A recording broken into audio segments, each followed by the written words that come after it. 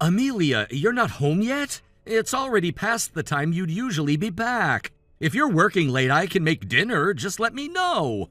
Amelia? You there?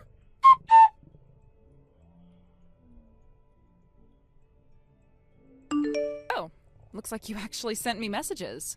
Yeah, sorry about that, but I'm not coming home. No, this isn't your fault exactly. It's just, I got bored of our marriage. Wait, saying that's kind of blaming you after all, huh? Guess it is your fault for not being more interesting. Anyway, the divorce papers are in the drawer of my vanity. Be a dear and fill them out for me at City Hall, will you? Thanks in advance. Bye!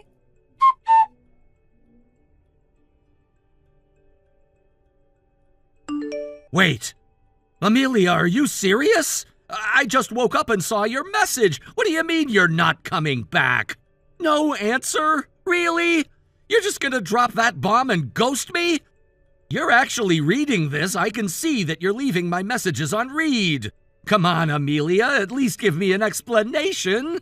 Say something.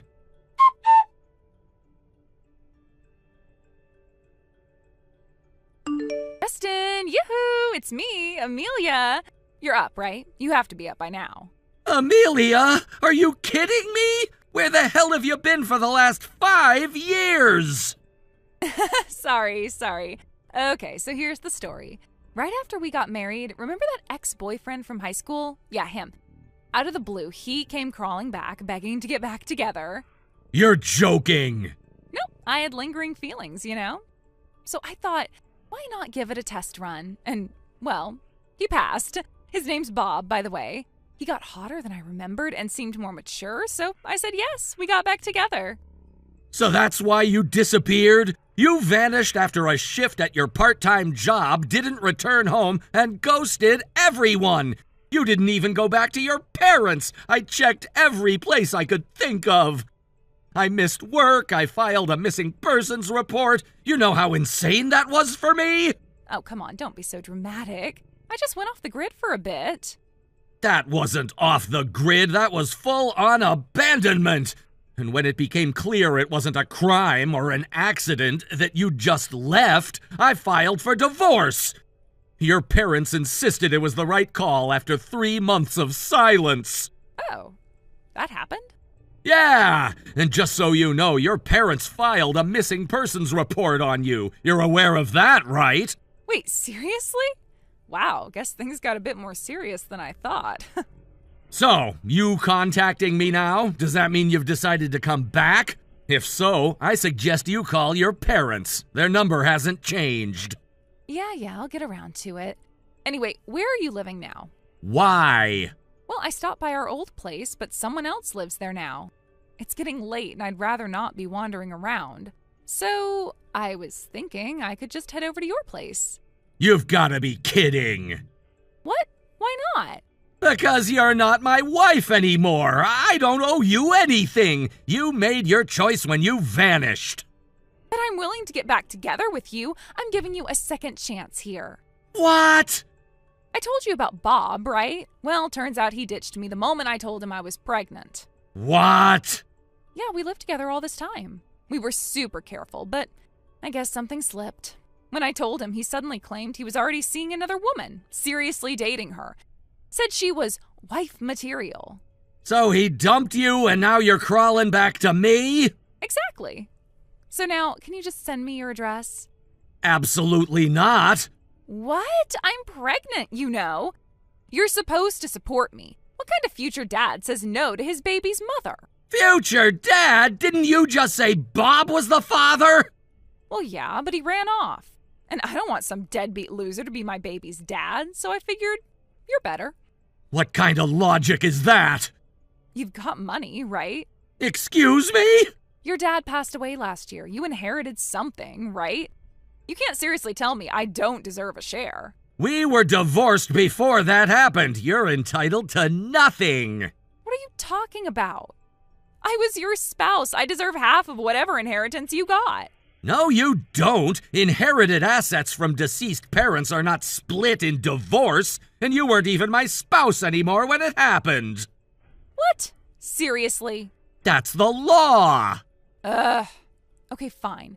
Then just let me move in and raise the baby with you. We can get remarried. Problem solved. Remarried?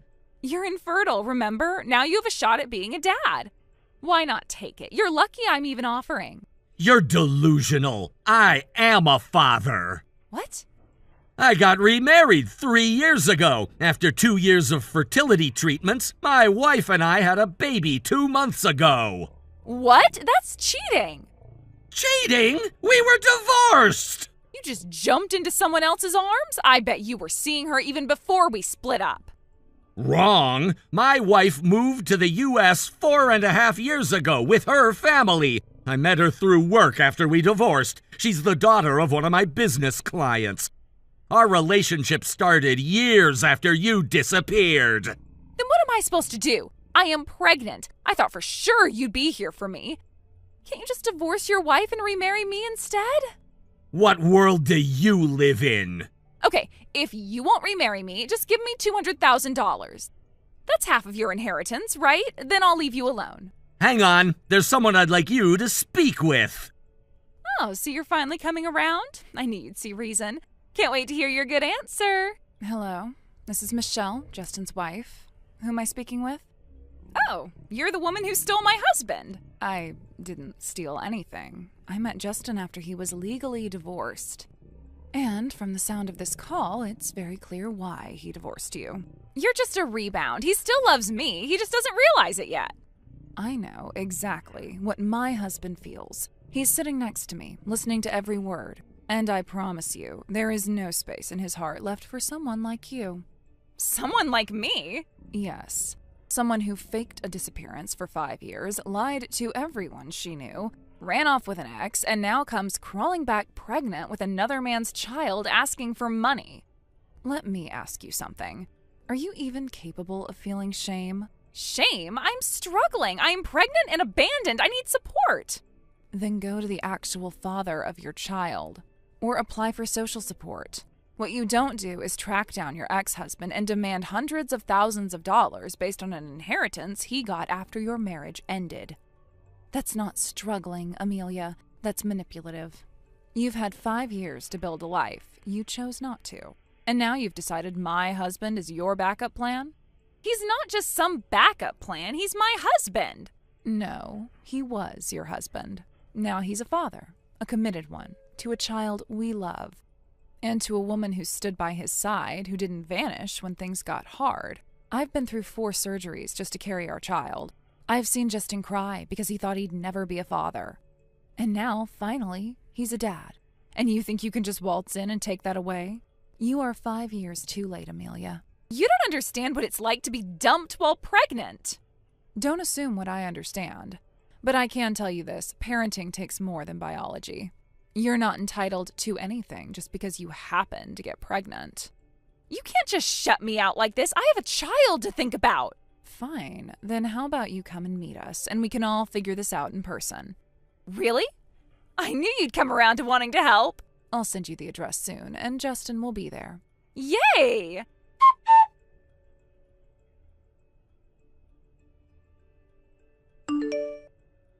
What's this?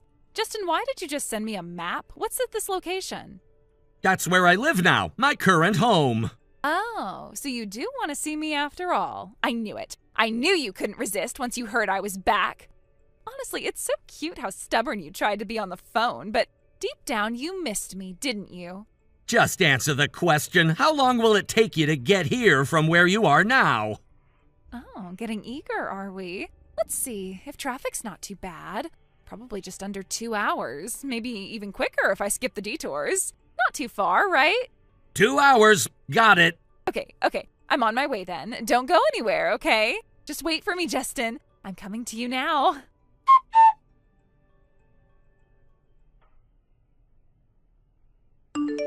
Hey, you tricked me, didn't you, Justin? Oh, so you've arrived? Yeah, I'm here, but seriously? That location you sent me, that's not your house. It's my parents' place. You sent me straight to them. Yep, that's exactly what I did. They asked me to notify them immediately if I ever heard from you or saw you. So, here we are. Unbelievable. This was a setup, a total ambush. You want to talk about ambushes? When you disappeared 5 years ago without a single word, who do you think had to face your parents? They came to me over and over again apologizing like it was their fault. They blamed themselves for how you turned out. And you know what happened? They were so crushed by what you did, not just to me, but to them, that they couldn't even bear to stay in that town anymore. They moved, Amelia. They packed up and left just to escape the shame and whispers. I didn't know.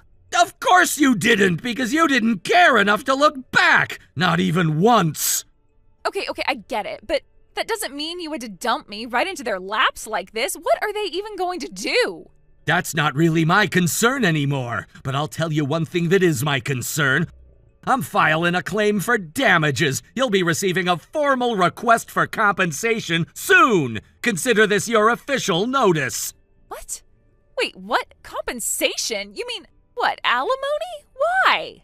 Not alimony, damages, pain and suffering. You left without explanation. I was your husband. You didn't just walk out on me, you vanished. I missed work, I filed police reports, I stayed up nights thinking something had happened to you. You left me to rot in confusion and shame. But I didn't mean for all that to happen. I just needed space. You needed space, so you ran off with another man and started a whole new life without telling anyone. And now, 5 years later, after getting dumped by that same man, you think you can just waltz back into my life guilt-free? Get real. You're gonna be held accountable, Amelia. Maybe not for leaving, but for how you left. For what it did to the people around you. To me, to your parents. You really mean it? You're not bluffing? Dead serious. You always thought your looks could get you out of anything, but not this time. You're not going to charm your way past the damage you caused. Justin, please. I said I was sorry. Doesn't that count for something? No, because sorry is easy. Facing the consequences, that's the hard part. And it's time you did.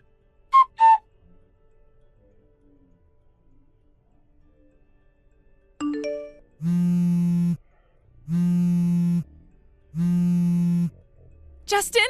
What the hell is this? You're seriously sending me a formal notice for compensation? So the certified letter arrived, right on time. Stop playing games and explain this. You're suing me for what exactly? Infidelity, plain and simple. I'm claiming damages for emotional distress caused by your affair. Excuse me? Are you serious? You can't sue me now. It's been way too long. There's a statute of limitations, Justin. You had 3 years to make a claim. It's been 5. Your little revenge stunt is legally useless. It's cute how confidently wrong you are. You must have Googled half an article and thought you knew the law. What the hell is that supposed to mean? Let me educate you. The statute of limitations for claiming damages from infidelity is 3 years from the day the betrayed spouse becomes aware of the affair. Not 3 years from when it happened. 3 years from the day I found out.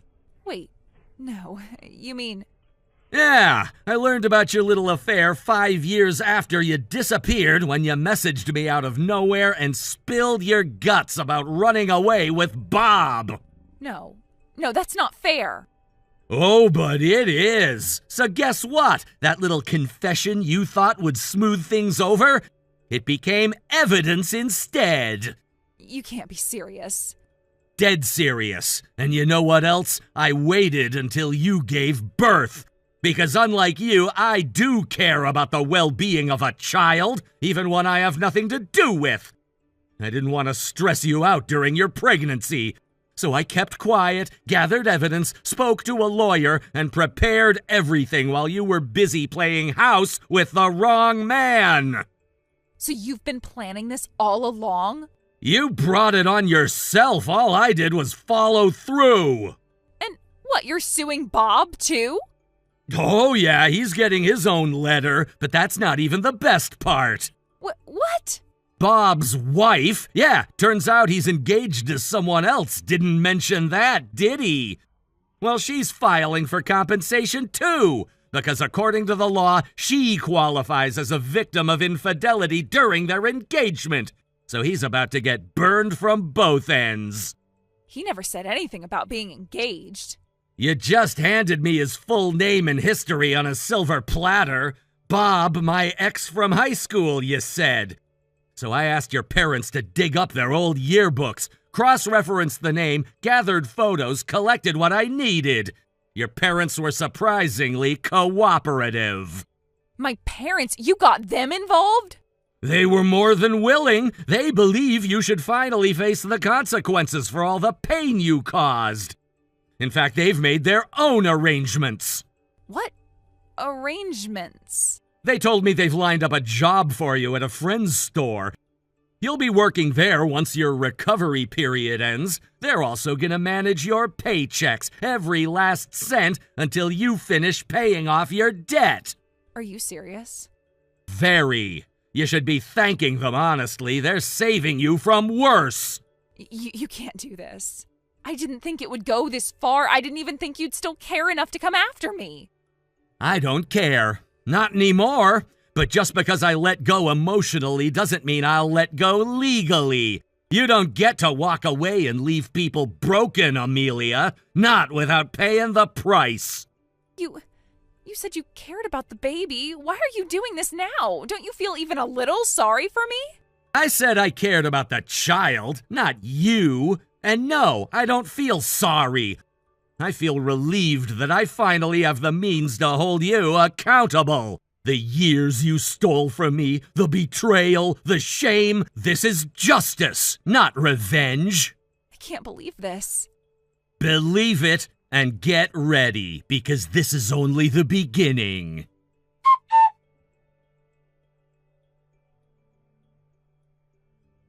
To begin with, let's talk about the consequences faced by the affair partner. Just from that one reckless decision, everything unraveled. He had to legally acknowledge the child born from the affair, file for divorce from his wife, and pay her a hefty amount in compensation.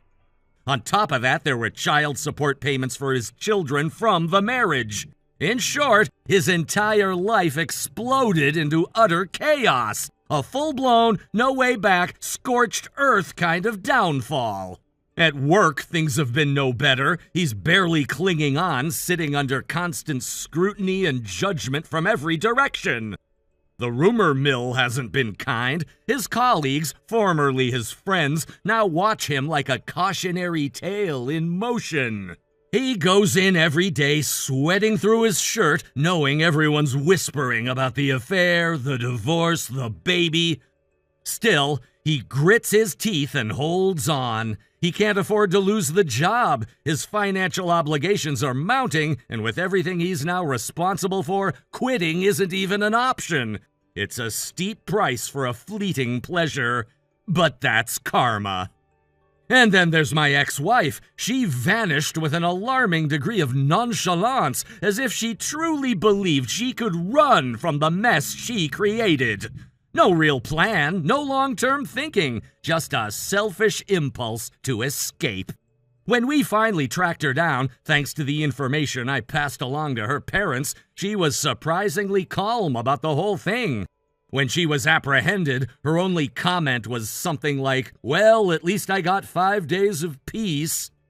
No apology, no regret, no understanding of the havoc she had wreaked. She seemed more irritated by her parents' fury than anything else.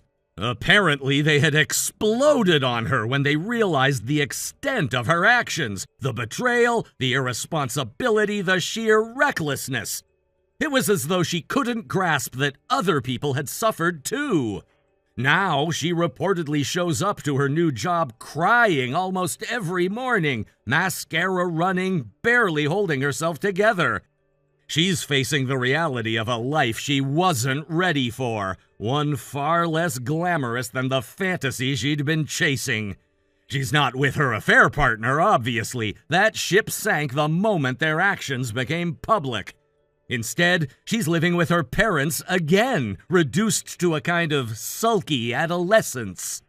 And yes, she has a child now. A child born of that impulsive, destructive affair. To say I'm worried would be an understatement. Frankly, I don't know if someone like her is equipped to be a parent, especially not under these circumstances. But I've heard from reliable sources that her parents are stepping in aggressively. They're involved in everything: feeding schedules, daycare arrangements, doctor visits. It's basically co-parenting, with the grandparents doing the parenting. I can only hope that their involvement leads to something good for the child's sake. After all, none of this is the baby's fault. The child didn't ask to be born into this mess. They deserve love, stability, and guidance. Things that might be possible if the grandparents continue to take the lead. As for me, I'd be lying if I said this entire ordeal didn't leave scars. There are days when I still wake up wondering how everything spiraled so far out of control. But there's also a quiet strength in knowing that I survived it. I didn't retaliate recklessly. I didn't burn down everything in my path. I handled things legally, responsibly, and with dignity. Something neither my ex-wife nor her partner can say for themselves. More importantly, I've been able to start over. I've reconnected with my children, focused on work, and surrounded myself with people who respect boundaries, loyalty, and honesty. That alone is a huge weight lifted off my shoulders.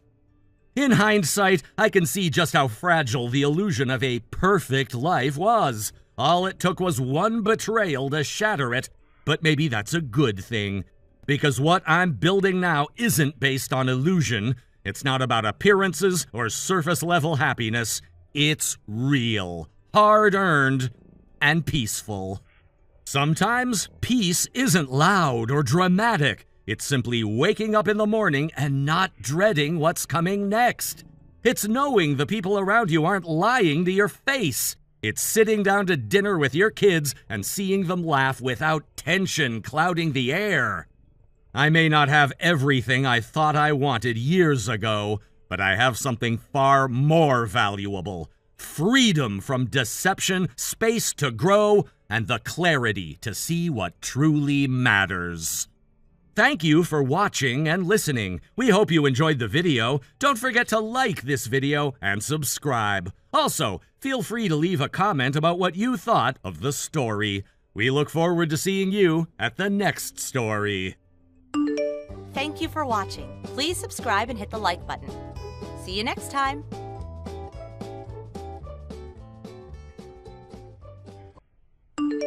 Melina, do you have a second? Hey, Jonah. You're still at work now, correct? What's going on? This is about that dress for Katie and her upcoming birthday. Your mom wants to know about it. Did you finish up with it yet? Oh, right. I heard that the dress has been finished up and is ready to go. Next Monday I'll have the day off work, so that's when I'll have time to head out and go get it. Is there something my mom wanted with it? You of all people know that your mom doesn't really talk with you much, but she told me that this is your first time dealing with a child's dress, right? And, well, she got in touch with me to ask if you'd be able to have everything ready by the time of Katie's birthday. I see. And another thing, tonight after I finish work, I'm going back over to my parents' place and I'll be staying the weekend there. What? Is there something going on there? I just heard that my sister is bringing my niece home for once and I'll be able to see her again. And, well, I can't let a chance like that slip through my fingers, right? So it's May that'll be coming, right? I see. What? It's nothing. I'm just wondering if she'll be asking for more expensive toys this time or not. And so what if she does? She's my cute little niece, so what's wrong with me treating her to some gifts? Well, you never really do things like that for your own daughter, Katie. Well, besides her birthday and Christmas, there's no other important times of the year for her, right? Whatever, Jonah. Even though I'm bringing this up again, you're still not getting my point. Huh? Well, so be it. I'm going back to work now.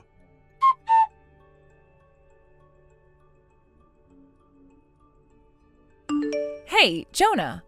I just got a call from my mom saying that you went to go and get that dress for Katie. Huh? She asked me if I knew anything about you going out to get that dress, and I had no clue either.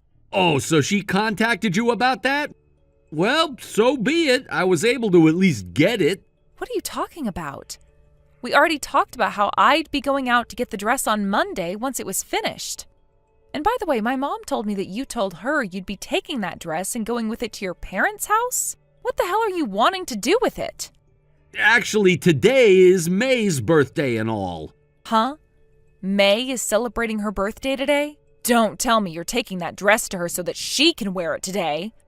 That's what I'm doing, though. Are you kidding me? I was working on that dress with the help of my mom for Katie to wear at her birthday party next week. Katie hasn't even gotten to try it on yet. Katie has her birthday on the 15th, right? But May's birthday is on the 13th, which means she gets to come first. I know it's a little early, but this is when she wanted to celebrate. The choice was between saving this for Katie or using the dress right now as a present for May. So I chose May. I'll make sure to give the dress to Katie later, okay? Hold on a second. Did you ask for us to make that dress for May and not really for Katie? I already spoke to Katie about this, so it's fine, right? What? Katie knows about this? At first, Katie started to cry because she wanted it to be her dress and all, but then I told her that she's not my kid if she acts that way. I had to teach Katie a lesson for acting like that when May said that she wants to wear it too. After yelling at her a bit, she finally agreed to let me give the dress to May. What the hell? You're a dick, Jonah. I knew you'd say something like that, and that's why I told Katie to never tell you about it. I made the right choice. What the actual hell are you thinking, man? How about instead of taking the dress we were making for Katie and giving it to May, you go out and get a different dress for her birthday? You could have even asked us to make one for her too, and we would have. My sister told me that it would be a waste of money to get May a dress just to wear on her birthday this year. But if she didn't get one, I'd feel bad for the poor girl, all right? That's why I'll let May wear the dress that was meant for Katie. Don't you feel bad for Katie? It's not like I'll be giving this dress to May for her to keep, so stop getting all worked up like Katie was. My mom and I made that dress for Katie to wear. No matter how you look at this, you caring more about May is straight up wrong for you to do. I just got here, so stop it with all of that whining already. You really are an asshole, Jonah. I figured for some time now that you had something for May over Katie. But what you're doing now is completely screwed up. Your child isn't May, but Katie. Are you aware of that? Dude. Would you look at that? May is already dressed up in that cute little dress. So cut it out with all of that whining now. We're gonna start celebrating her birthday now. You and Katie were never invited, so don't even try coming out here. Even if we were invited, we wouldn't be going there. Is that right?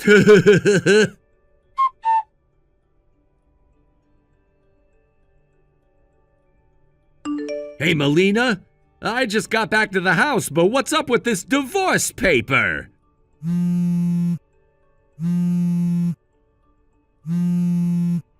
Well, you're home already.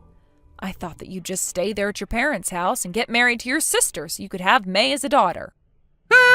What are you going on about?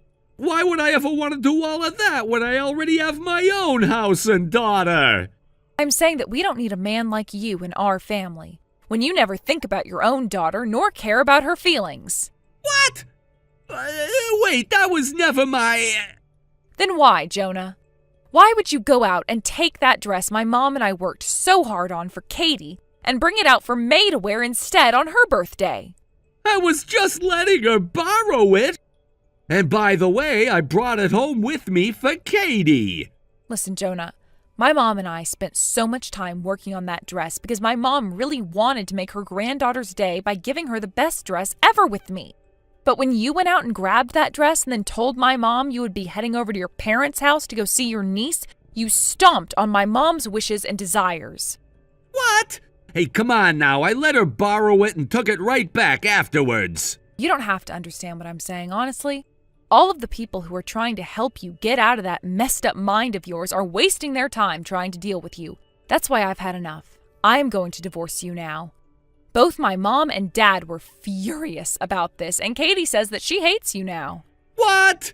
There's no way you're getting her trust back now, asshole.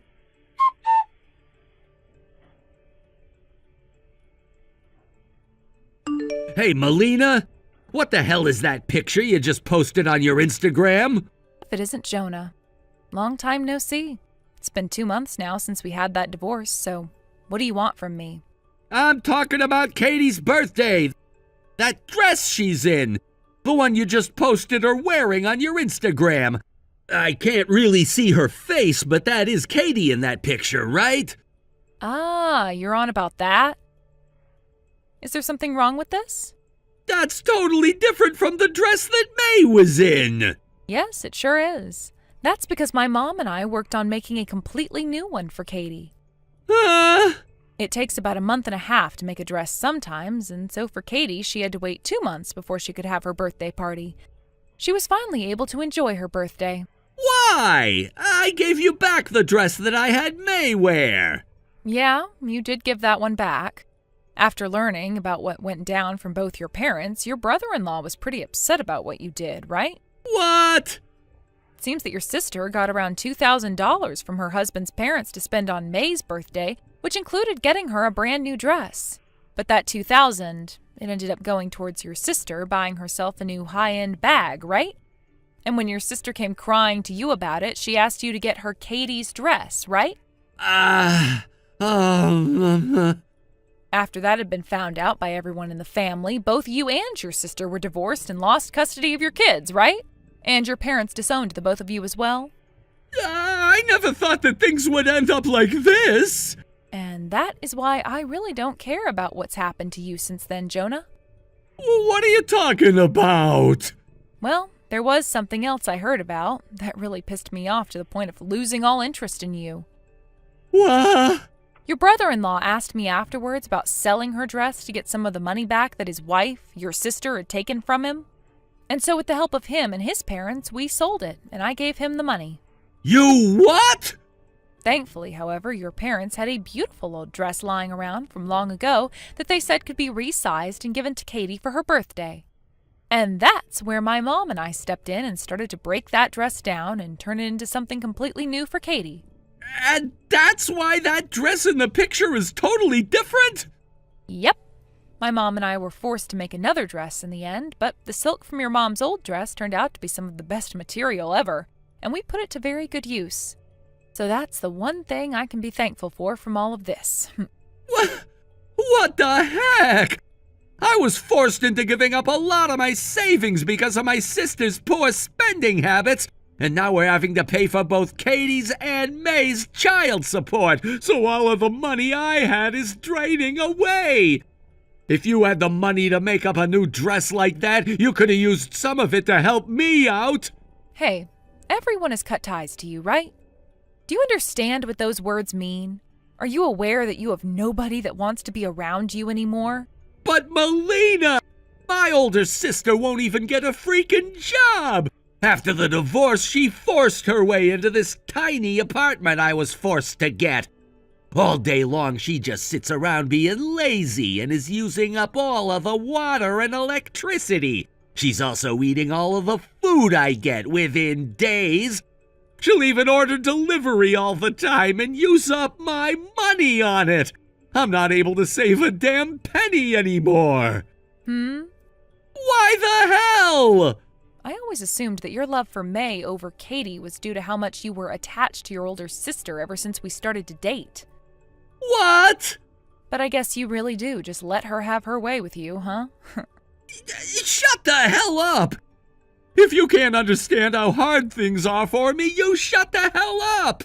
Sure, you don't have to tell me twice. What? You just wanted to ask about Katie's dress, right? Any other talk is just a waste of our time now. No, wait, I never really cared about my ex's life after the divorce anyway, so you sitting there going on and on about how things are going for you is kind of annoying me. No, wait a second! So, goodbye forever. No, wait, I didn't want to annoy you. Actually, I wanted to ask if you could ask for a little less from me in child support every month.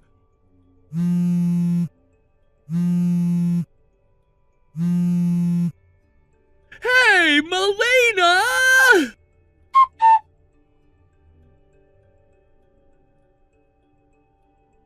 The request to reduce child support came up in the very last moment.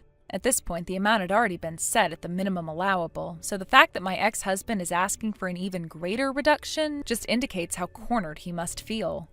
During our divorce proceedings, I sought help from a lawyer who handled everything on my behalf. The lawyer also conveyed a similar request from him, suggesting that I might be the reason for his financial struggles, saying, "Isn't it because he's been pampering your sister-in-law too much?" When this message was relayed back to him, I heard he had a rather stunned expression on his face. It was not long after that, however, that my ex-husband went completely off the grid. While he continues to pay the child support regularly, which allows me to manage my living expenses, I can't help but wonder about his current situation. I suspect he must be doing well enough to afford the payments, yet something feels off. Meanwhile, my former sister-in-law, left behind with no other options, came to the realization that she had to start working to support herself. She accepted a live-in position at a workplace, which must have been a significant adjustment for her. I can only imagine how difficult it must be for her, especially since she's not worked before. The transition from a life of comfort to one filled with the harsh realities of daily labor has been hard on her. Reports indicate that she's struggling tremendously with this new reality. The initial excitement of independence quickly wore off, and she's been crying daily, overwhelmed by the demands of her new job. The hard work and exhaustion are evidently taking a toll on her both physically and emotionally. She's facing a steep learning curve, dealing with responsibilities that she had previously avoided.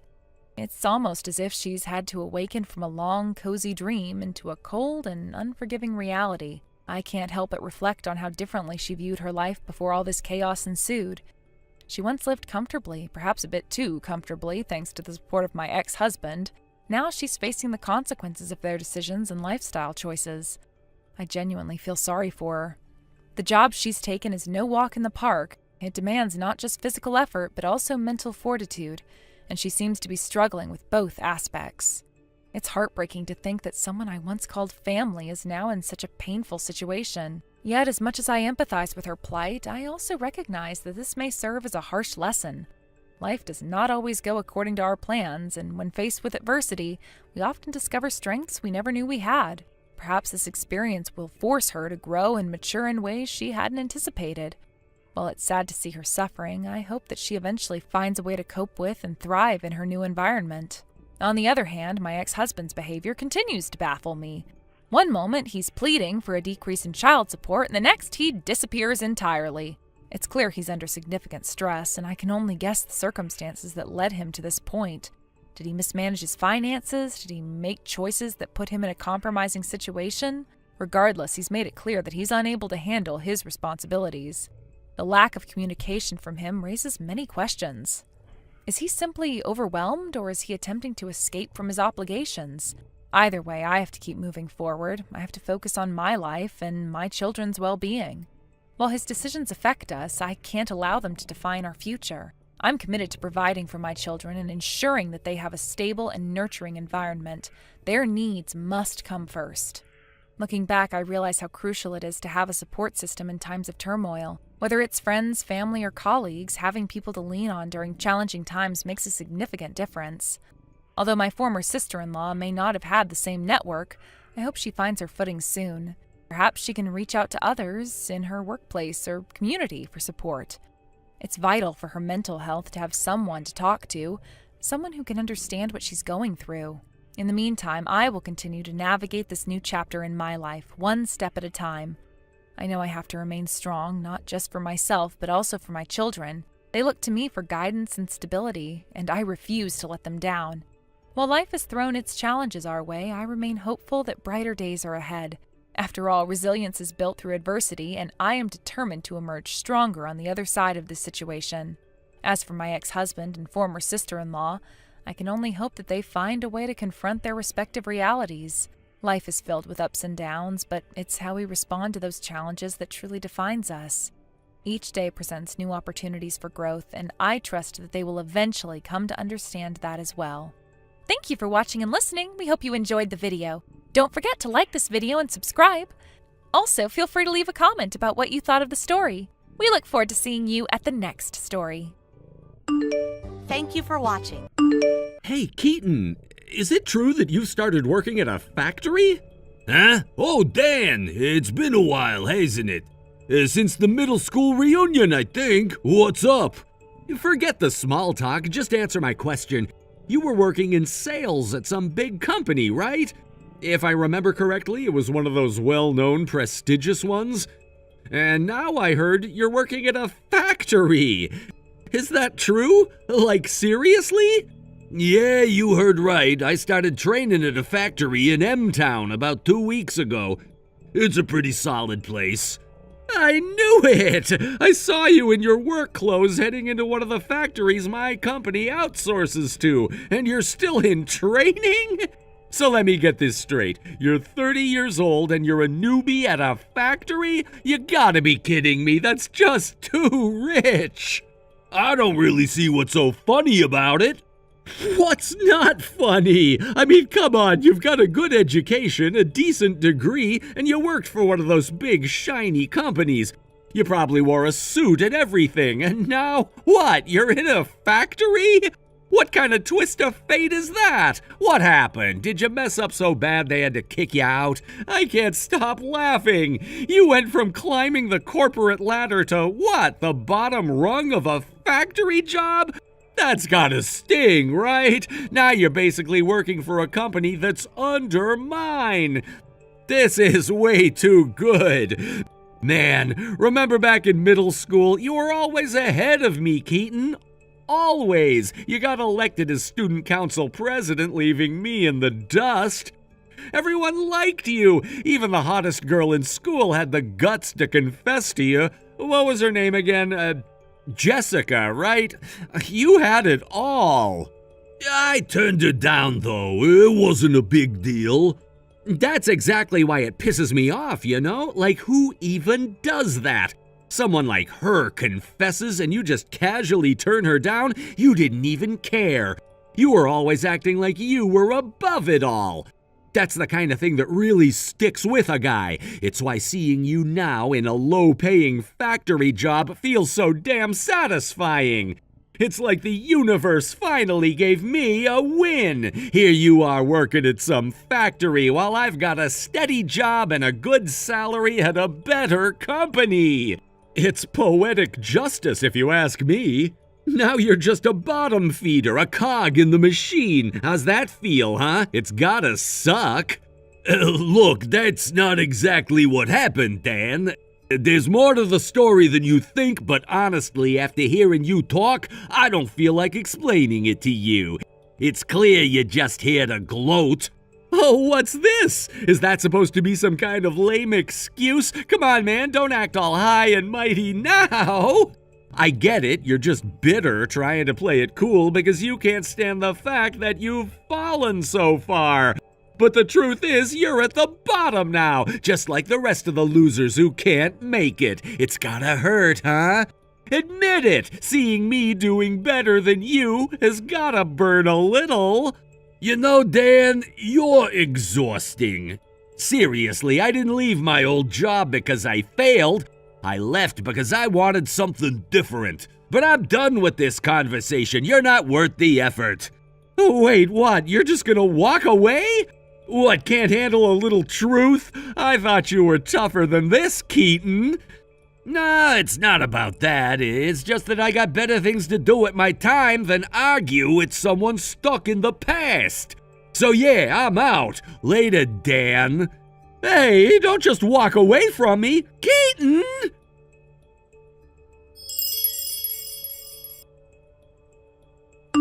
Keaton, it's been such a long time. It's Mary from F Company. I used to work at the branch office. Mary, it really has been a while. I hope you've been well. It's great to hear from you. I'm doing well, thank you. Actually, the reason I'm reaching out is that I've recently received a transfer order. I'm being moved to F Company's headquarters in M City. While I was visiting your company's New York office to introduce myself and meet the new sales representatives, I was surprised to learn that you're now working at a factory in M-Town. Is it true? Are you finally making the move? Yes, it's true. It's been a long time coming, but my father finally told me it was time to begin. I'll be traveling around a lot for a while, visiting various locations and learning the ropes. But to start, I'm undergoing training at the factory in M-Town, which is close to my hometown. After this, in about 3 months, I'll be heading to the Texas branch for further training. I see. Well, that sounds like quite the journey. Sounds like you'll be very busy for the next few months. Well, it's a bit sad that we might not get to work as closely together anymore. I hope we can continue to maintain a strong relationship between our companies. I'm looking forward to working with you, even if from a distance. Absolutely, I feel the same way. Thank you for your continued support, and I look forward to working together with you and F Company in the future. Actually, there's something else I wanted to mention while I have the chance. If you're available, I'd like to invite you to something. You see, in just about a month, F Company will be celebrating our 20th anniversary. We're planning a special event to commemorate the occasion, and we would be honored if you could attend as a guest. Wow, has it really been 20 years already? That's incredible! Congratulations to F Company on such a remarkable milestone. It must feel like such an achievement. Thank you so much. Oh, we're really excited about it. It's a huge event for us, and we're planning a big celebration. And as someone who's been an important part of our business relationship over the years, we would love to have you join us. How does that sound? Me? Are you sure? I'm honored that you'd think of me, but I didn't expect an invitation to something like this. Of course. In fact, your company's senior managing director will be attending as well, representing your company. It'll be a great opportunity to reconnect with him and other industry leaders. You're someone who's played a significant role in our business dealings, so we definitely want you there. I see. So the senior managing director will be there too. That's quite an event. Exactly. We're really looking forward to it, and it would mean a lot to have you there. Well, since I'll be nearby anyway, and it's such a special occasion, I'd be happy to attend. Thank you so much for the invitation, Mary. I'd love to join you for all the celebration. That's wonderful to hear. I'll make sure to send over all the details about the event soon. I'm really glad you can make it. I know it'll be a fantastic event, and it'll be great to catch up in person. I'm looking forward to it as well. It sounds like it'll be a memorable evening. Thanks again for thinking of me. I'll see you there. Absolutely. See you at the party, Keaton. Take care until then.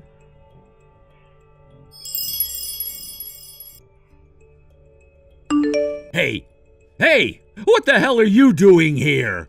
Why are you at our company's anniversary party? This event is for important people, our main clients, stakeholders, and major investors. So how the hell did you get in? What? I don't understand. I'm in charge of managing the guest list for this event, and just a moment ago I saw you walking in. But I'm telling you right now, don't get too comfortable. You're not getting inside. Oh, wait, I see now. F Company is where you work, isn't it? Ha! You think they invited someone from a lowly subcontractor like your factory? You've got to be kidding me. This party is for big players only.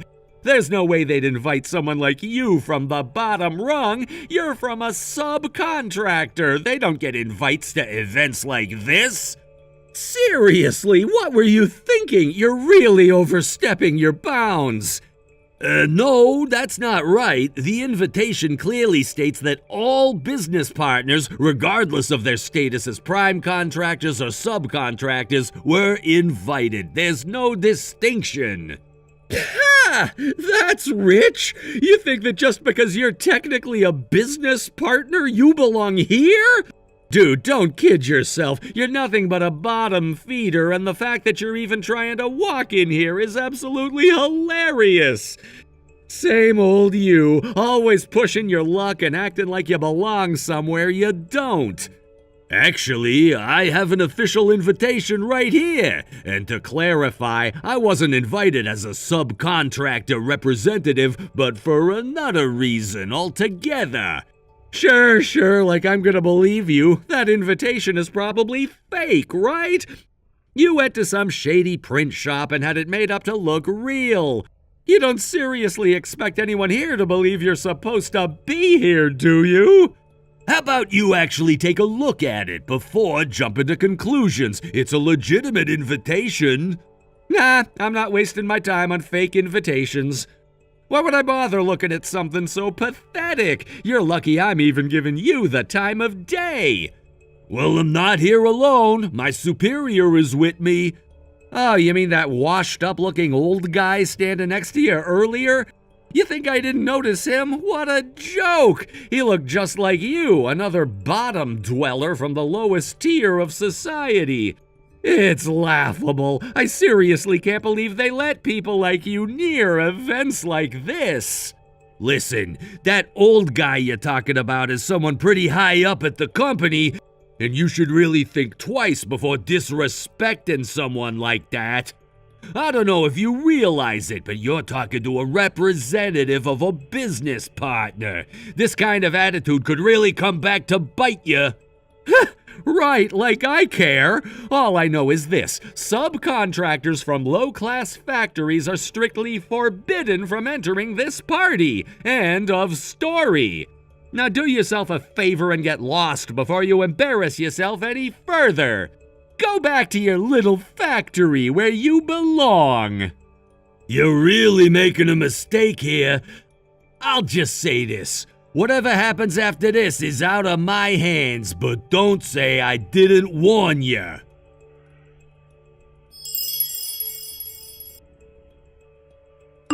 Keaton, thank you so much for attending our company's 20th anniversary party. We are honored to have you here as a guest. Mary, thank you. I actually saw you earlier in the lobby near the reception area, but you seemed quite busy running around with preparations, so I didn't want to disturb you. I was hoping to greet you directly, but it's been a little challenging. Where are you right now? Oh, my apologies for missing you earlier. Yes, things were a bit hectic with the final preparations for the event, but now everything is running smoothly. I'm currently inside the main hall near the entrance to the banquet area. Are you nearby? I can come out to greet you properly. Well, how do I say this? Unfortunately, I'm currently heading back. Let's just say it's because of an unpleasant situation at the reception area. I don't think I'm going to be able to stay. Wait, what? Heading back? What happened? Did someone say something to you? Please, tell me what's going on. Did someone make an inappropriate comment? Yes, actually. There's an employee of your company by the name of Dan, correct? He works in the General Affairs Department, if I'm not mistaken. Dan? Yes, we have a Dan in General Affairs. He's currently handling some of the reception duties for the event, along with the rest of his team. Oh no. Oh, don't tell me he said something disrespectful to you. Unfortunately, yes. Dan and I were classmates back in middle school, and it seems he still holds some sort of grudge against me. He found out that I'm currently in the middle of training at the M-Town factory and assumed the worst. Without even letting me explain, he started throwing insults, saying things about how I'm working for a lowly subcontractor and that someone like me doesn't belong at this kind of event. I can't believe this. Oh, I am so terribly sorry, Keaton. That is completely unacceptable. Please, I insist that you don't let this affect your evening. If it's all right with you, I would be honored if you would still join us at the party. I will personally meet you at the reception area and ensure there are no more issues. You are a valued guest, and I will make sure you're treated as such. Thank you, Mary. I appreciate your understanding. I'll head back and meet you at the reception area. It's just unfortunate that this happened at all. I didn't expect to be treated like this, especially by an old classmate. Keaton, please believe me when I say that this is not how we treat our partners, especially someone like you. Dan will be dealt with accordingly, but for now, please let me make it up to you by ensuring you have a pleasant time at the party. I will speak to the reception team and make sure everything is handled smoothly. I appreciate it, Mary. I'll make my way over now. I didn't want to cause any trouble, but I also didn't want to just leave without saying anything. It's comforting to know you're handling this situation.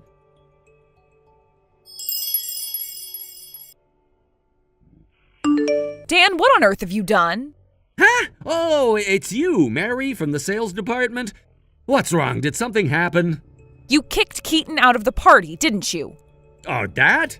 Yeah, I did. Some lowly worker from one of our subcontracted factories had the nerve to try and sneak into the party. So as the person in charge of reception, I made sure to get rid of him immediately. He had no business being here. What were you thinking? First of all, both subcontractors and main contractors were invited to this event. Wait, what? And more importantly, Keaton isn't just any factory worker.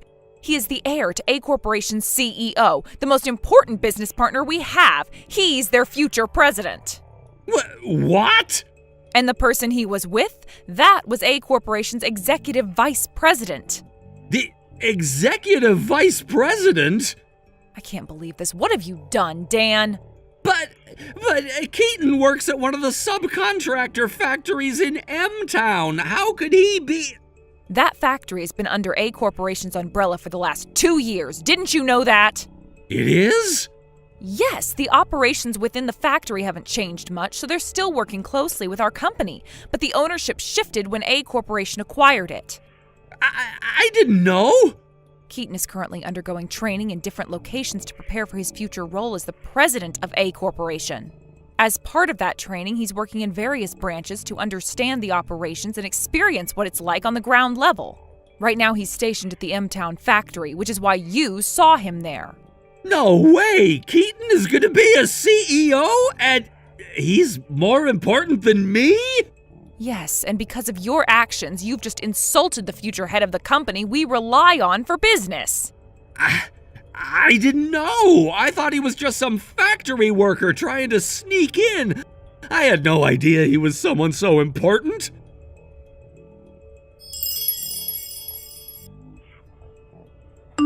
Wait a minute. Weren't you from a single-parent household? Huh? Back in middle school, you were living with just your mom, right? You never mentioned having a dad, let alone one who was the president of A Corporation. Well, my parents were both working in different places because of their jobs. From when I was around 10 until I was 15, my dad and I lived apart for about 5 years. What? Why? Around the time my father was offered the position of the next president, he moved to New York for a work assignment. My mother, on the other hand, had a senior position at a local company, and since she couldn't easily quit, she stayed behind. That's why she didn't follow him. When I was ready to attend high school in New York, my mother was finally transferred to the Boston office, which was closer to New York. So now my parents are living together in a nice apartment in New York. No way! I'm pretty sure I explained the whole separate living situation back in middle school multiple times. Wait, what? You had this habit back then of ignoring anything that didn't suit you or conveniently twisting things to fit your own narrative. It seems like even at 30 that hasn't changed. If anything, you've doubled down on it and not in a good way. That's not what I meant. Given your tendency to look down on people you think are in weaker positions, I'm guessing you've been up to your usual antics, haven't you? Well... In any case, the incident at yesterday's party was reported to the higher-ups by Mary, your sales department manager. From what I've heard, that report opened the floodgates. Now there are more complaints coming in about you from other employees and even some of our business partners. Looks like this is being treated as a compliance issue that can't be ignored. That's why you've been put on mandatory leave, right? All you can say is, huh? Shut up! I was working at the main office, and now I'm about to get demoted if I'm lucky. If demotion is all you're facing, you might get off easy. What? Just a guess. I've already received an apology from your company for the incident, and the rest is an internal matter for F Corporation to handle. Wait, so... I've been informed that I'll be notified of the final decision regarding your punishment, so I guess I'll just wait for that. Hold on a second! Stop being so casual about this! Help me out! Help? You? Why? Because we're friends, right? Friends? What part of our relationship resembles friendship? Well, I mean, if you can't answer that, then we're not friends, are we? Wait, please! I'm busy and I don't have time for this. See you around. No, Keaton, wait!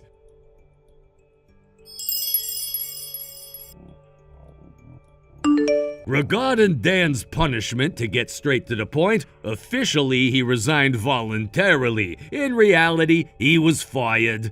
By the way, F Corp is a local company in our hometown where both Dan and I grew up. As a result, many of the employees are familiar faces, classmates, seniors, and juniors from school. This incident became the catalyst for Dan's bad personality and abusive language to spread throughout the community. Soon enough, even his parents, who were similarly unpleasant, found themselves in a tight spot socially. Eventually, they couldn't bear the shame and left town, abandoning the house where Dan was born and raised. About 6 months after all this, Mary mentioned to me that she saw someone who looked like Dan at a construction site while on a business trip. He was being scolded and carrying materials while sniffling in tears. I can only hope that the tough working conditions straighten out his twisted attitude.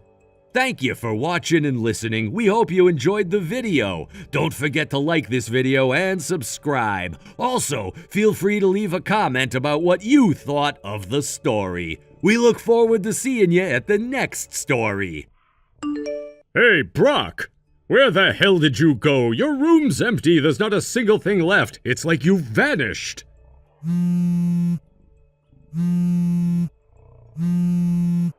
Brock, answer me, damn it! I'm not going to waste my whole entire day looking around for where you went. I have to get back to the casino soon as well. You should have figured it out by now the moment you saw all my stuff was gone. I've decided to move out of the house. What? I've already told Mom everything, but seriously, just because I lived there doesn't mean you can dump all the housework on me. Huh?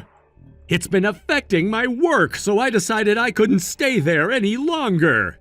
You quit your job and turned into a shut-in, didn't you? Doing housework is the least you could do. Since you can't contribute money to the house, I figured I'd make you useful in other ways.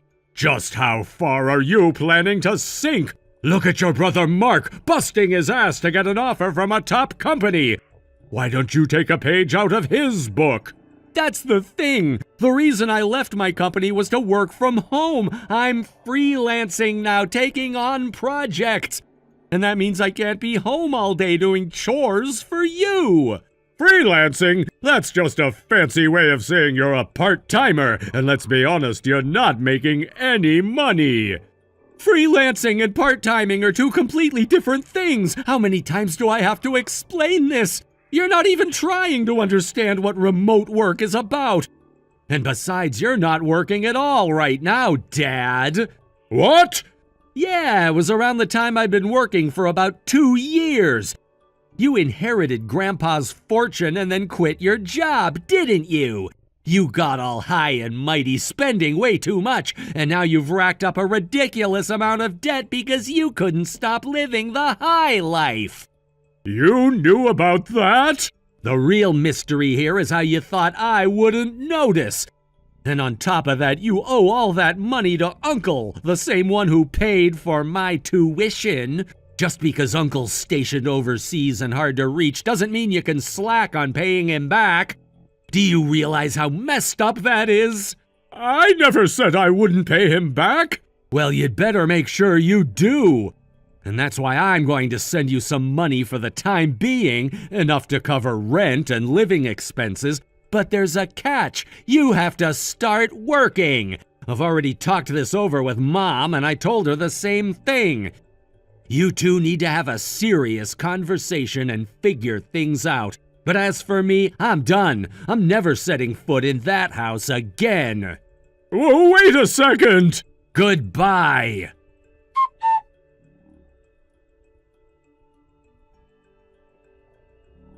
I can't believe you actually left.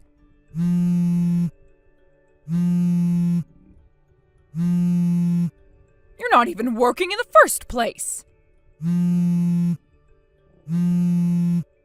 This is unbelievable. Both parents have no understanding of what it means to work from home. I can't believe you're so out of touch with how the world works nowadays. Remote work is a perfectly normal way to earn a living, and it's becoming more and more mainstream. People don't even blink twice at it anymore, but here we are. That has nothing to do with the fact that you're not actually working. I've had enough of this. I'm not even trying to make you understand anymore. I've given up on that. Look, like I said before, I'll keep sending money to help, but only because I don't want to burden Uncle any more than we already have. He's the one who covered my tuition, after all. And for Mark's sake, since he's still in college and living at home, I want to make sure things don't get harder for him. So you better start working seriously. Brock!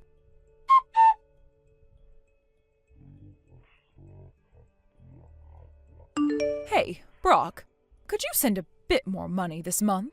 What? Why? I'm already sending $3,500. Well, I kind of messed up at the part-time job I started recently, and now I have to pay for damages out of my own pocket. Are you serious? Yeah, I guess I'm really not cut out for working after all. Oh, come on. I promise I'll find another job soon.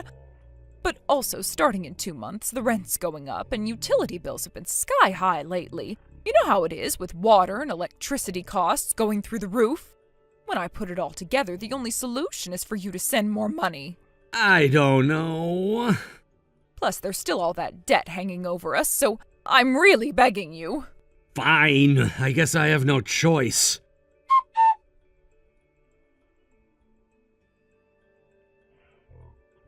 Hey, Brock, you should really be ashamed of yourself.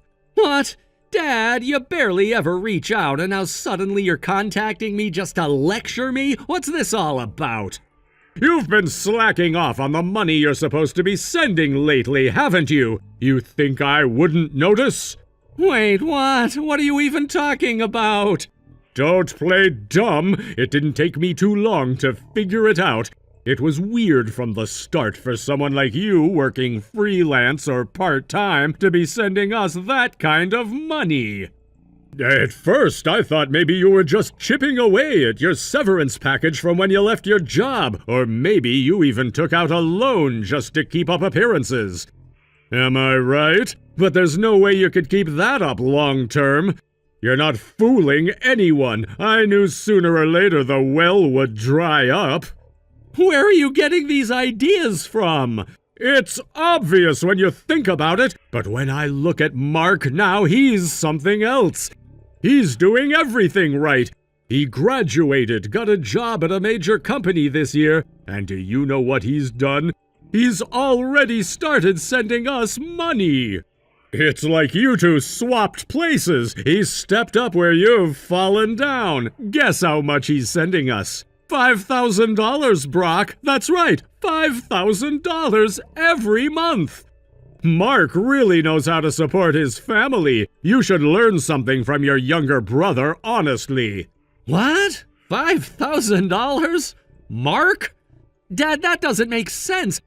How could Mark, who just started his career fresh out of college, afford to send you that much money every month? And wait a second, what's this about me only sending $5? Where are you getting that from? The $5,000 you're talking about? It's coming from me, not Mark.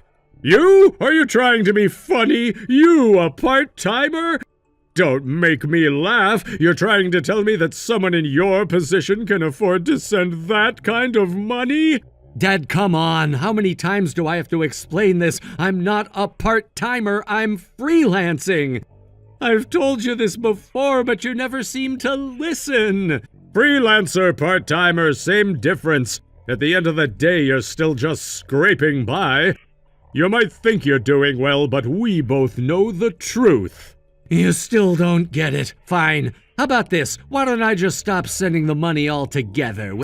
Would that be better for you? What? The money, Dad. I'll stop sending it.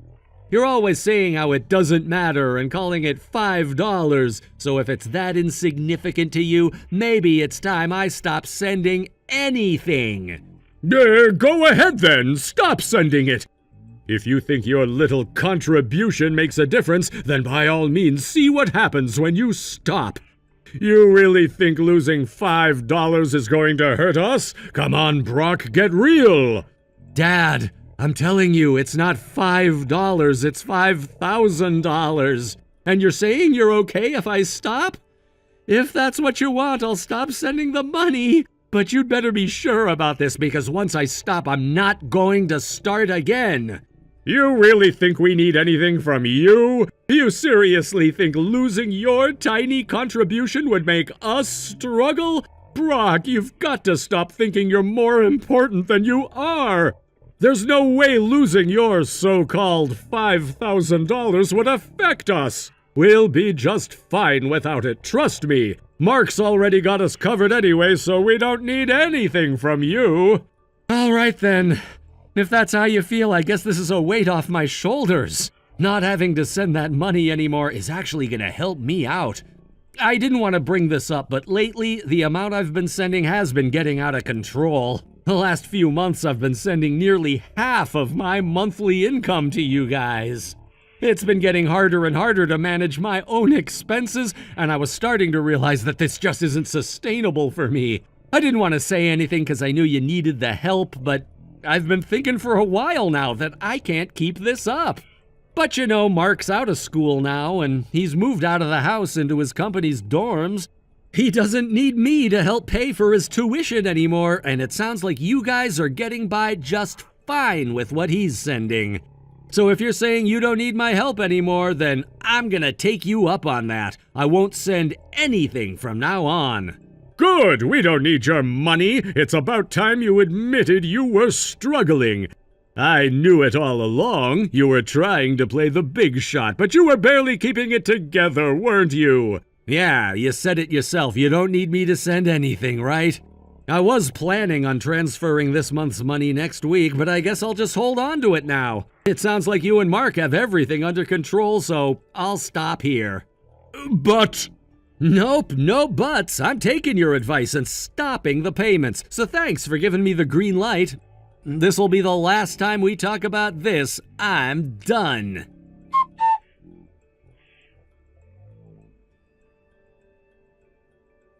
Hey, Brock. It seems like this month's allowance hasn't been transferred into my account yet. If you don't send it soon, I won't be able to pay the rent. Wait, what? Mom, hasn't Dad told you I'm not sending the allowance anymore starting this month? What? Why not? This is the first time I'm hearing about it.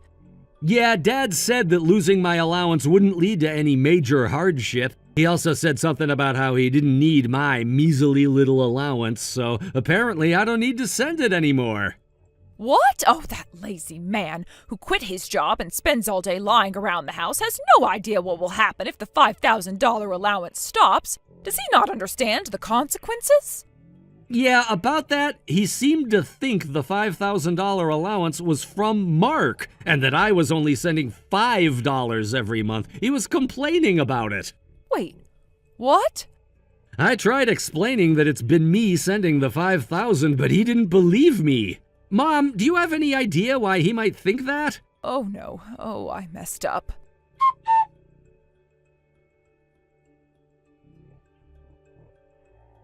Hey, you! Huh? Is it true that you've stopped Brock's allowance? Yeah, that's true. Honestly, cutting off a measly $5 isn't gonna make much difference. What have you done? Look, let's be real. With such a useless son, what difference does it make? Besides, we have Mark now. He's been sending us $5,000 every month from his job at a major company. So I really don't see why we should worry about Brock. But it's Brock we're talking about. What about him? The $5,000 allowance is actually from Brock. Wait, what? Are you serious? Yes.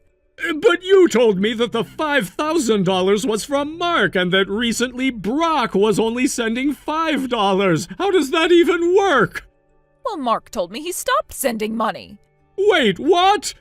He said that living alone in this expensive city makes it impossible for him to keep sending so much money every month. So the $5,000 from Mark is actually Brock's money? Exactly. It turns out that the Brock we thought was a failure is actually doing quite well. I don't want to accept that reality.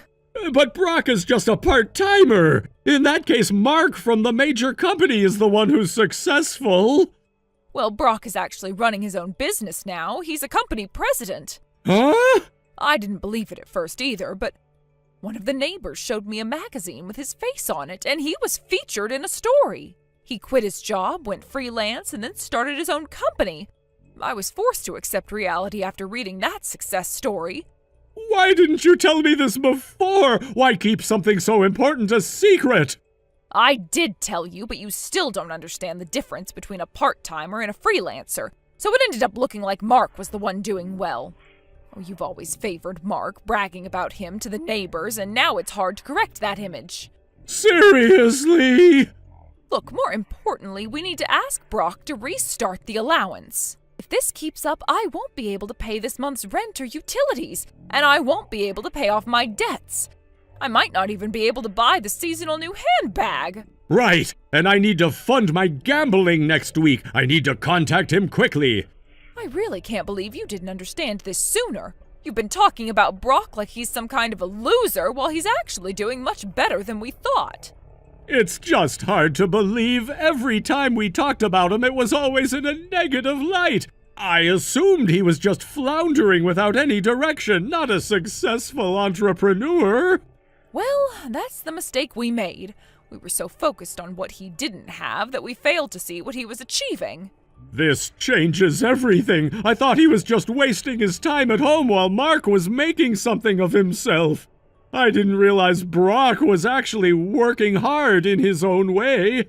Exactly. We need to fix this before it's too late. I mean, we could lose our connection with him, and then where would we be? I'll reach out to him. Maybe we can talk about getting the allowance back on track, but also find ways to show him we appreciate what he's doing.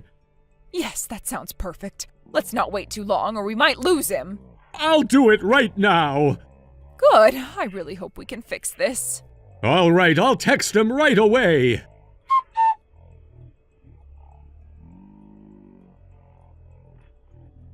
Brock! I heard a lot from Mom. It turns out that the allowance of $5,000 you've been sending is real, isn't it? Now that the misunderstanding has been cleared up, let's put everything behind us and move forward. I need you to transfer this month's payment right away. Huh? Why hasn't he read it?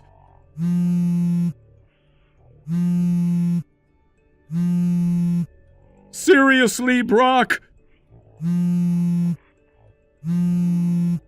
Are you ignoring me? I need that $5,000 from you right now!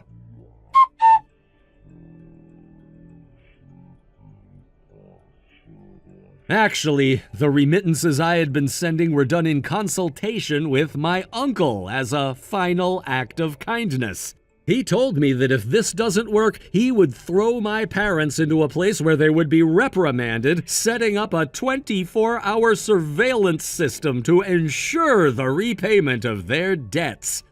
After all this, he confirmed the current situation where the condition of working for the remittances was not being fulfilled. Finally, my uncle decided to take action. As it stands now, my parents have had their means of communication taken away, and it seems they aren't even in America anymore. I feel a sense of relief knowing that I can leave this to my uncle, as he will handle everything effectively. By the way, my younger brother Mark looks genuinely cheerful now, having finally been freed from our parents' overindulgent love. We've always had a good relationship as brothers, and right now we're living together in a certain part of New York City. We've been discussing how we want to lead solid lives, learning from our parents' mistakes and avoiding the same pitfalls. It's a refreshing change to be free from that chaotic environment, and we're both motivated to work hard and build a future that doesn't involve the same struggles our parents faced. Mark has started working at a major corporation, and he's enjoying the stability it brings. He's learning how to manage his finances wisely, unlike our parents, who made reckless decisions that put them in such a dire situation. Watching him flourish is inspiring, and it makes me want to push myself further, too. Living together has its challenges, of course, but we're committed to supporting each other. We share chores, cook meals, and even brainstorm ideas for side projects we can work on together. Mark has this idea of starting a small business that aligns with his interests, and I've been giving him feedback and helping him refine his plans. It's a breath of fresh air to discuss our aspirations without the weight of our parents' expectations or negativity hanging over us. We both agree that maintaining a strong bond and being there for one another is essential. There's a newfound sense of camaraderie that has strengthened our relationship. Sometimes I think back to how things were with our parents. The endless arguing, the mismanagement of money, and the chaos that seemed to follow them everywhere. I realize now how much that environment impacted us. We spent so much time trying to navigate their issues, often sacrificing our own needs in the process. But now, Mark and I can focus on our own paths. We're excited about the opportunities that lie ahead. We even set short-term and long-term goals to help guide our journey. Every week we sit down together to review our progress, making adjustments as necessary, and celebrating our small wins. One of our shared goals is to travel together. We've always wanted to explore different cultures, try new foods, and create lasting memories outside of our old life. We've started saving a little each month, and we've already made a list of places we want to visit, like Chicago, Las Vegas, and even some international destinations like Paris or Berlin someday. We often talk about how this new chapter in our lives is a chance for us to redefine what family means to us. Instead of relying on our parents, we're building a family of our own, one based on mutual respect, understanding, and support. It's liberating to take control of our futures, and we're determined not to repeat the mistakes of our past. Having my uncle involved has been a huge relief. Knowing he has my back allows me to focus on my career and personal growth without constantly worrying about our parents' situation. His actions have shown me the importance of having a solid support system, and it's inspired me to be that kind of support for Mark as well. With all these changes, I've also taken the time to reflect on my own aspirations. I've been considering what I truly want to do with my life outside of just making a living. I want to pursue something meaningful that can help others too. Perhaps getting involved in community service or nonprofit work could be a way for me to give back while fulfilling my personal ambitions. In conclusion, while the path leading up to this point has been tumultuous, I believe it has ultimately shaped us into stronger individuals. Mark and I are not just surviving, we are thriving, and I couldn't be prouder of what we're achieving together. Here's to our journey ahead, to the lessons we've learned, and to the lives we will build, one step at a time. Thank you for watching and listening. We hope you enjoyed the video. Don't forget to like this video and subscribe. Also, feel free to leave a comment about what you thought of the story. We look forward to seeing you at the next story. Thank you for watching. Please subscribe and hit the like button. See you next time.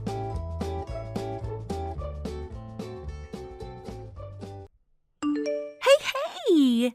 Come on! Pick up!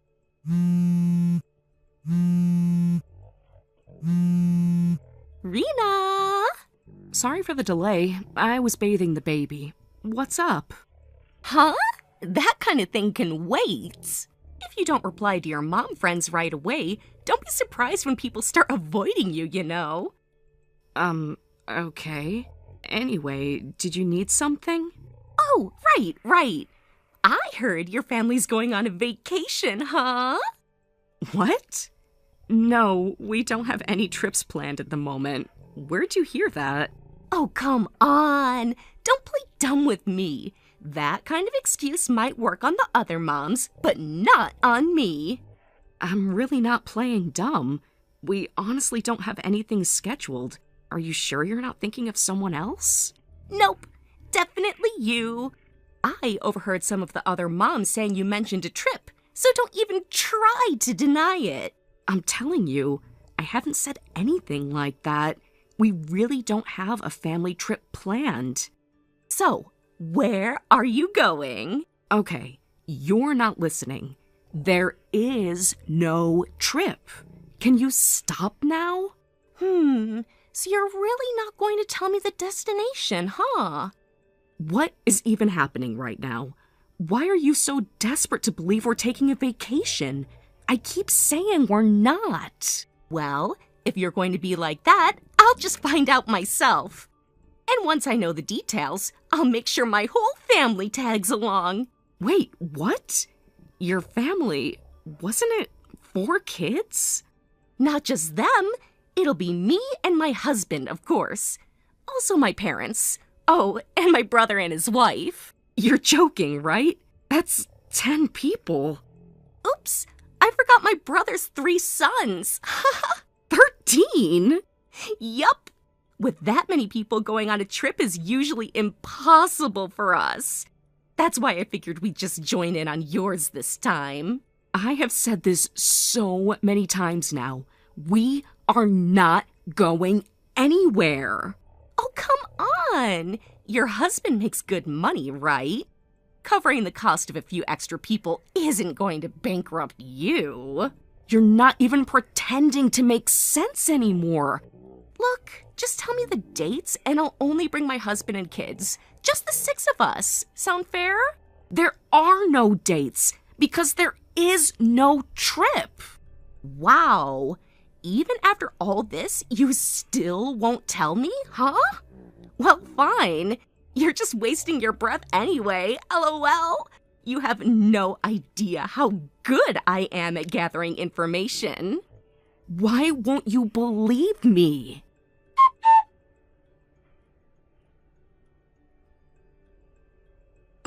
Hey, Rena.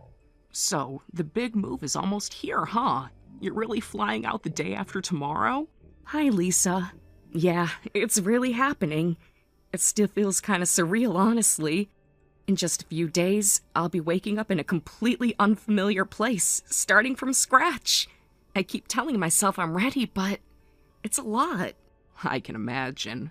Moving like that, it always feels like a blur until it actually happens. One minute you're just packing, and the next thing you know, you're standing in a new house in a new city wondering how you got there. Exactly. It doesn't quite feel real yet, but I'm sure it will once we get on that plane. I bet it will. Oh, speaking of the airport, a few of the other moms and I were chatting the other day, and we were wondering, would it be okay if we came to see you off? What? You'd all come to the airport? Yeah. We just thought it'd be nice to give you a proper send-off. Especially the kids. My daughter's been asking about Mia non-stop. She was pretty heartbroken when she heard Mia was moving away, and now she's totally determined to say goodbye in person.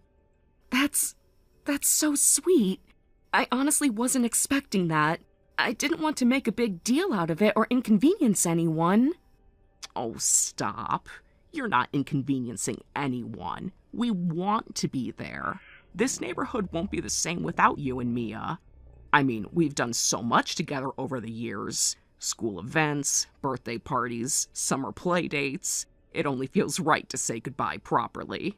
Now you're going to make me cry. Sorry. Didn't mean to get all sentimental on you. But seriously, don't feel like you're leaving quietly. You've made a real impact here. We'll miss you. That honestly means so much to hear. Moving has been overwhelming enough, but leaving people like you behind is what really hurts the most. It's not just a change of scenery, it's saying goodbye to a whole chapter. Exactly why we want to be there. So we were thinking we'd take the train early and meet you at the airport. Might be a little hectic, but if it's okay with you, we'd love to be there. Of course it's okay. It's more than okay. Thank you. Truly. Mia's going to be so happy to see your daughter, too. She's been putting on a brave face, but I know she's feeling it. Aww. Well, tell her she's got fans waiting to send her off in style. My daughter already picked out her favorite dress for the occasion. She pulled it out of her drawer and said, "This is goodbye day. I need to look nice." That's so adorable. And a little heartbreaking, too. Yeah, it is. But it's also kind of beautiful, don't you think? It really is. All right, then. It's settled. What time should we meet at the airport? How about 7 a.m. at the east entrance near the ticketing gates? That should give us enough time to check in and still talk a bit before security. Sounds perfect. I'll spread the word to the others and make sure we're all there on time. Thank you, Lisa, for organizing this, for always being there, for everything. I didn't realize how much I'd missed this place until now. You don't have to say goodbye forever, you know. You'll visit. We'll stay in touch. And who knows, maybe someday we'll come visit you and see what your new world looks like. I'd like that. I'd really like that.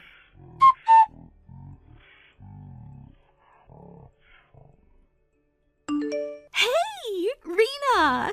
Just letting you know, I'm already in Hawaii ahead of you. LOL! Wait, Patricia? What do you mean you're in Hawaii? Well, the other day, I overheard Lisa telling some of the other moms about the group's meetup time. So I did the math, scrambled to book flights, and now our whole extended family, 13 people, flew out early. So here I am, standing in Daniel K. Inouye Airport. Oh, and by the way, I already know you booked that fancy YoTube hotel where all the celebs stay.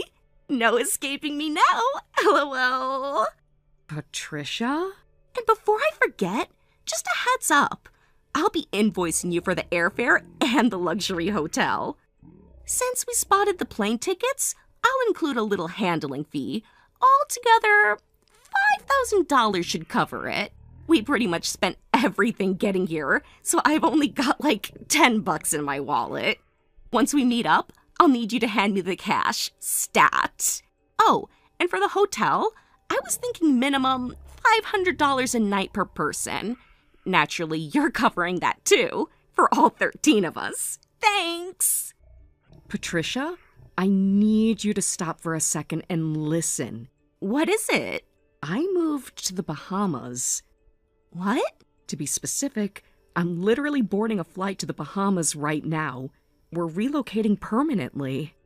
What the hell? Wait, is this about that family trip you mentioned before? Yes, that's the one. But you told me so many times that you didn't have any travel plans. I said I had no vacation plans. I also said it multiple times. You ignored all of them. So, you're not in Hawaii? You're seriously moving to the Bahamas? Yes, we're relocating there. Why are you in Hawaii again? Because my daughter Sophia said... My kid heard from her that Mia was going to Hawaii and staying at the YoTube hotel.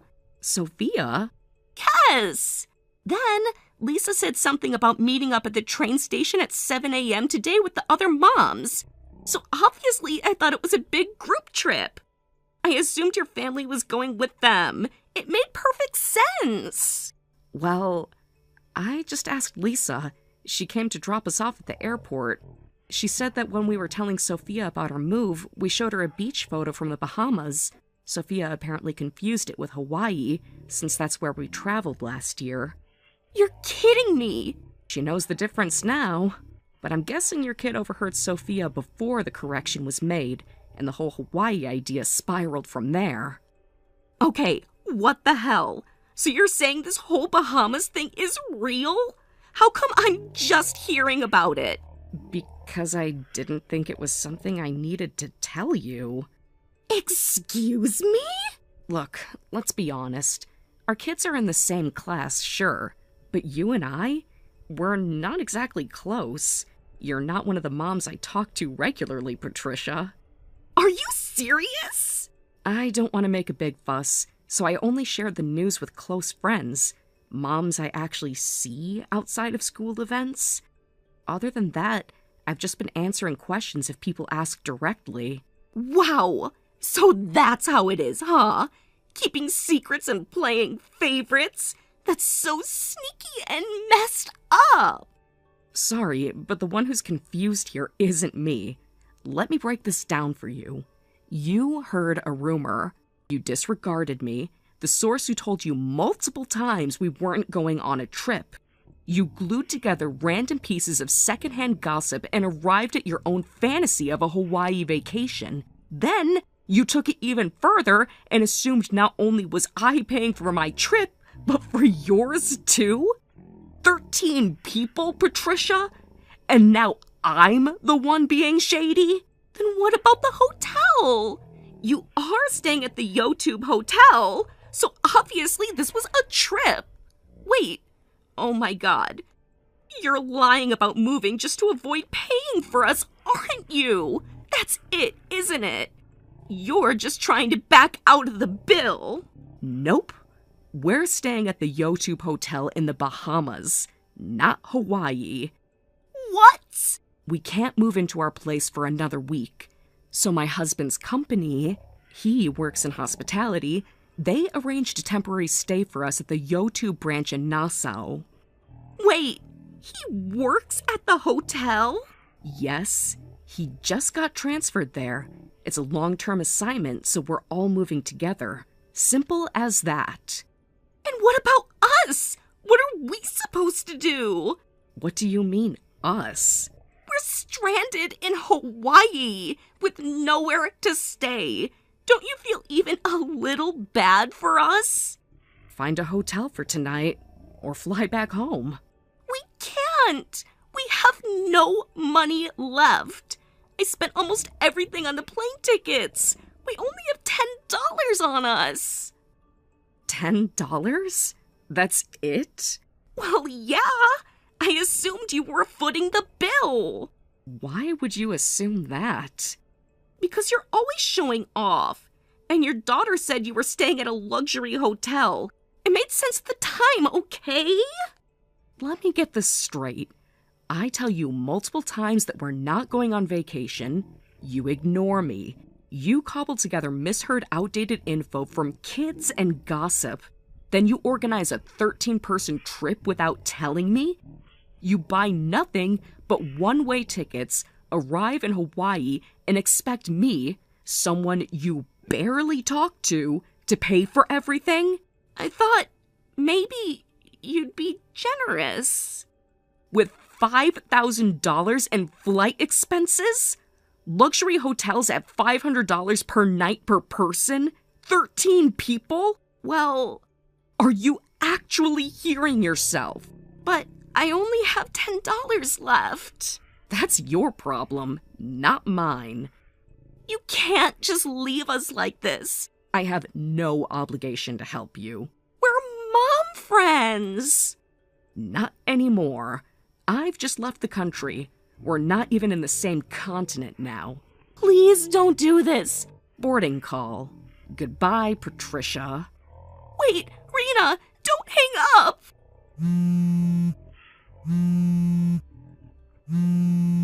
Rena, please. At least send me a little something. Don't leave me hanging like this. You're too much. I'm blocking you now. No, wait!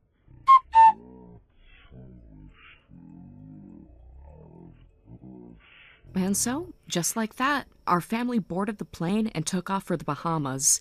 It felt like a dream. One moment we were saying our quiet goodbyes, looking over our shoulders at the life we were leaving behind, and the next, we were soaring through the clouds, heading toward a completely new chapter. The whole flight felt strangely symbolic. We weren't just crossing borders. We were leaving behind the drama, the resentment, and all the toxic energy that had clung to us for far too long. Now that we've settled into our new life abroad, every day feels like a small adventure. Sure, we're still adjusting to the different pace of life, the climate, the culture, the language. But even the confusion feels exciting. There's something invigorating about not knowing exactly what each day will bring, about slowly figuring out everything from currency conversion to grocery shopping in a completely new environment. Even getting lost in the streets feels more like exploring than a mistake. We found a small apartment with an ocean view, and every morning I wake up to the sound of waves crashing softly in the distance. It's peaceful in a way I didn't realize I needed. The air is warm, the food is fresh, and my children, despite the initial culture shock, are starting to laugh more freely again. They're curious, bright-eyed, asking questions about everything around them. I see their little personalities blossoming more and more each day, no longer dulled by the constant tension we lived under back home. As for Patricia and her family, well, the situation on their end turned out to be far more chaotic than anyone could have imagined. I didn't hear the details firsthand. Lisa filled me in a few days ago during one of our regular video calls. She still keeps in touch with many of the mutual mom friends from back home, and gossip, as always, travels fast, especially when it concerns someone as notoriously problematic as Patricia. Apparently, Patricia's family ended up returning home the very next day after we left. Their grand show. Remember, they tried to follow us to Hawaii in some last-ditch attention grab, crumbled fast. Once they realized we were gone for good and had no intention of engaging further, they packed up and left. But that wasn't the end of their troubles. According to Lisa, only about a week after they got back, all of Patricia's children were sent out of the country. Yes, removed from the country. Why? Well, it turns out that the person who lent them the money for their last-minute travel expenses wasn't just some generous bystander. He was a distant relative, one of the few remaining influential figures in their extended family. But that influence came with a price, literally. Apparently, this man had already accumulated hundreds of thousands of dollars in personal debt himself, so when Patricia's family came begging, he saw an opportunity. He agreed to lend them the funds for the return flights, but on one condition, that the entire family relocate to his hometown and dedicate themselves entirely to repaying his debts. That meant abandoning their current lives, uprooting the children, and moving across the country to a rural area known for its lack of opportunities and rigid social hierarchy. Now, Patricia's once boastful family is essentially indentured. All of them, including her husband, have been pulled into the orbit of this debt-ridden relative. They've become his personal workforce, expected to carry out whatever labor he demands, whether it's managing his failing side businesses, handling logistics for his property rentals, or even just menial housework. And the children? Lisa says they were enrolled in the local school system, but not before being humiliated by the town's tight-knit community. Word spreads fast in places like that. Everyone knows they're there as debt collateral. Lisa also told me the atmosphere around Patricia has changed completely.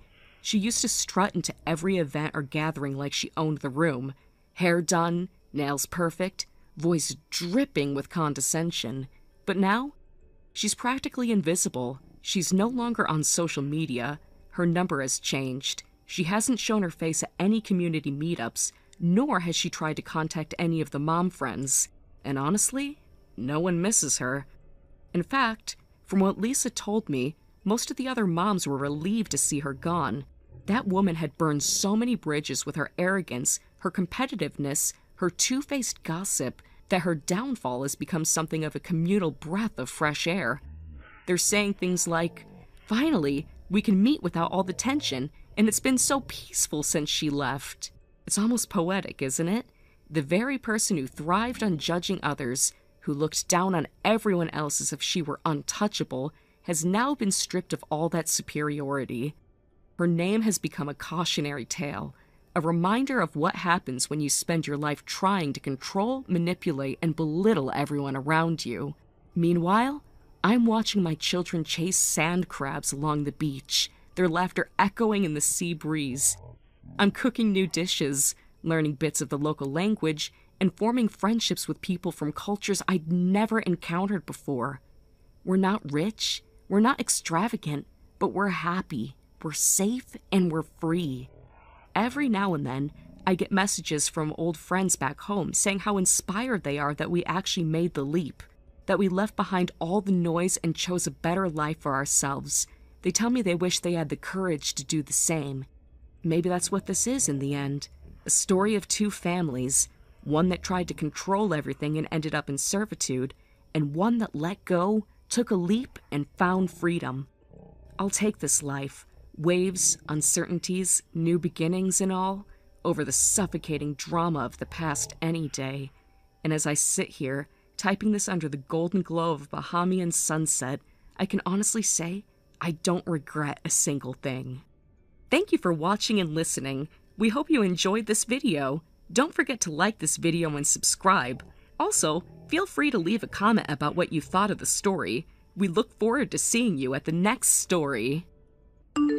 Thank you for watching. Please subscribe and hit the like button. See you next time.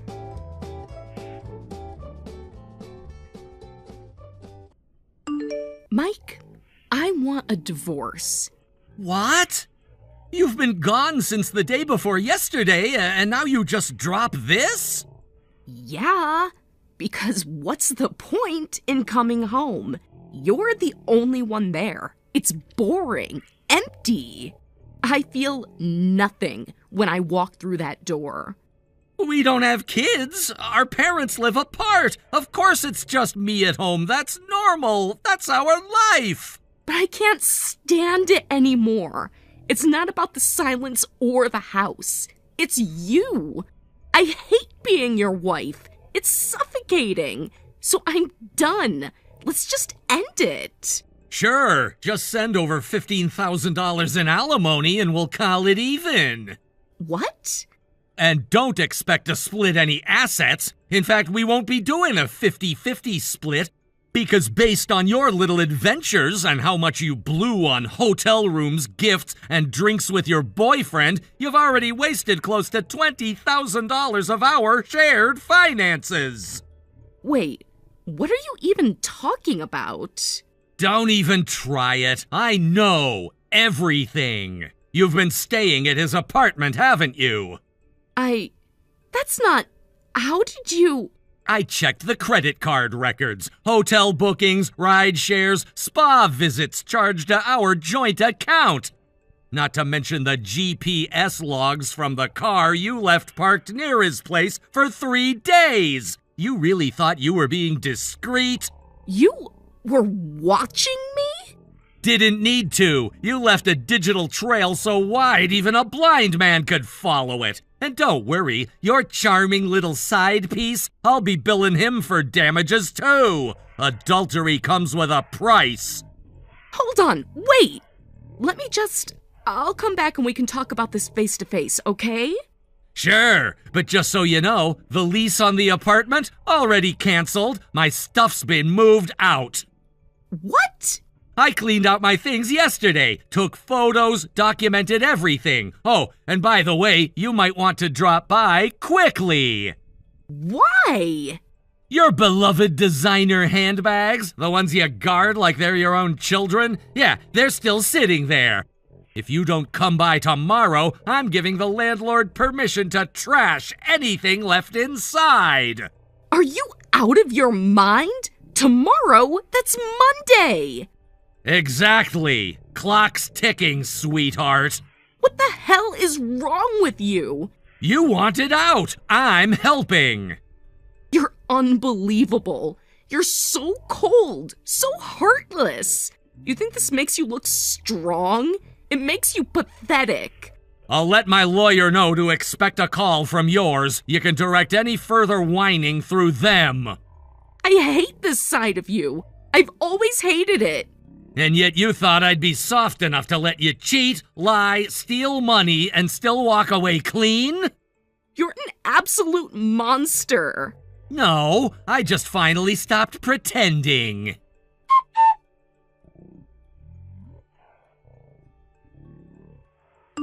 Mike, it's been what, 10 years?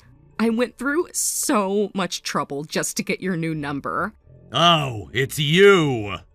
Oh, come on. What kind of greeting is that? You sound like you expected me to call.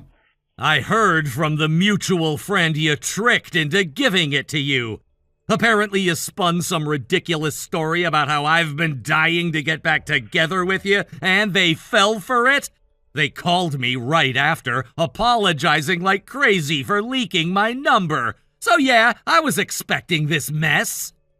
Well, that's silly. They shouldn't apologize. They should be thanked.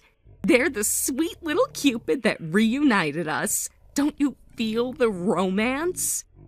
Romance? No, I feel a headache. I told them exactly how I felt, by the way. Why? Why would you say that?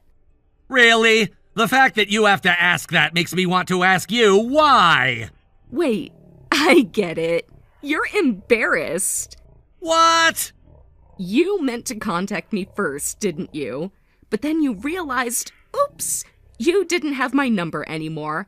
And then you hesitated, and the years just kept passing. Until now, 10 years later, here we are.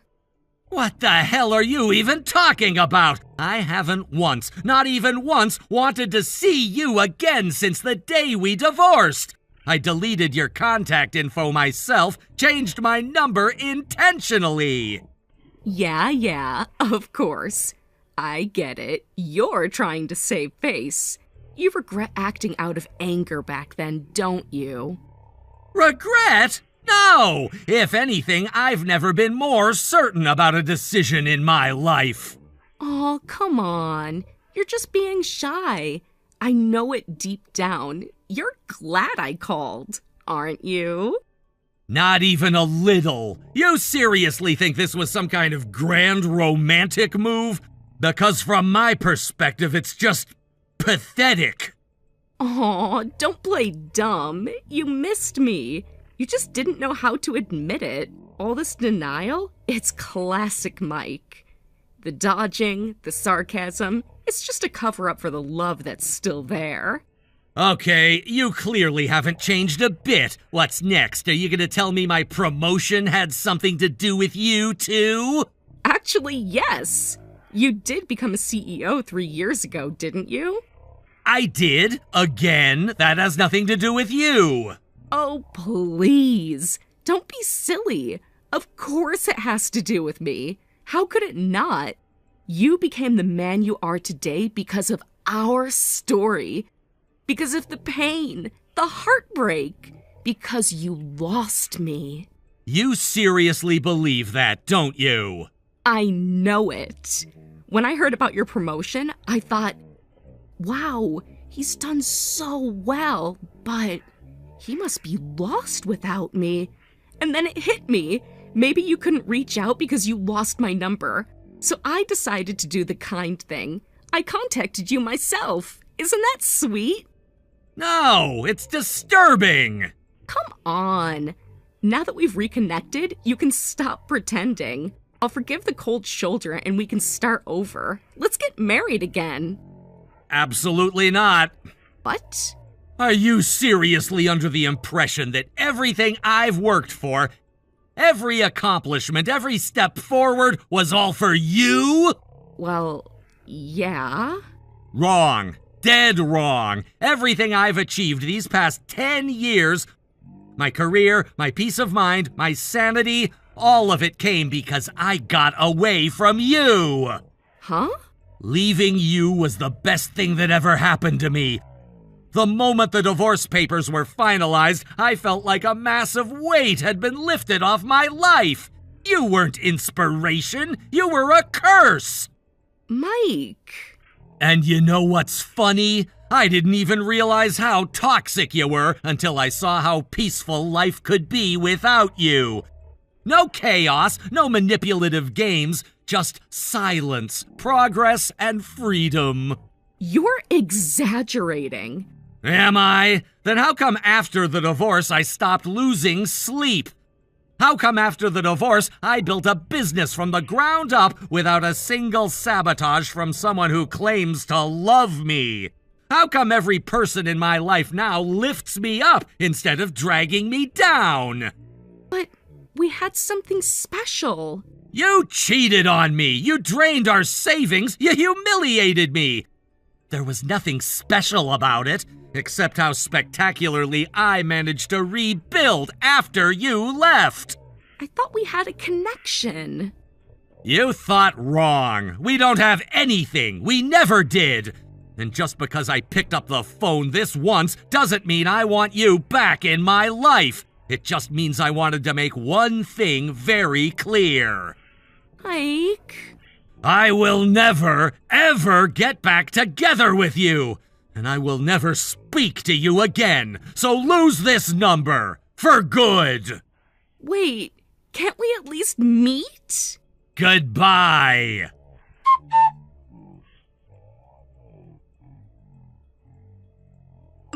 Mike, seriously, how could you block me?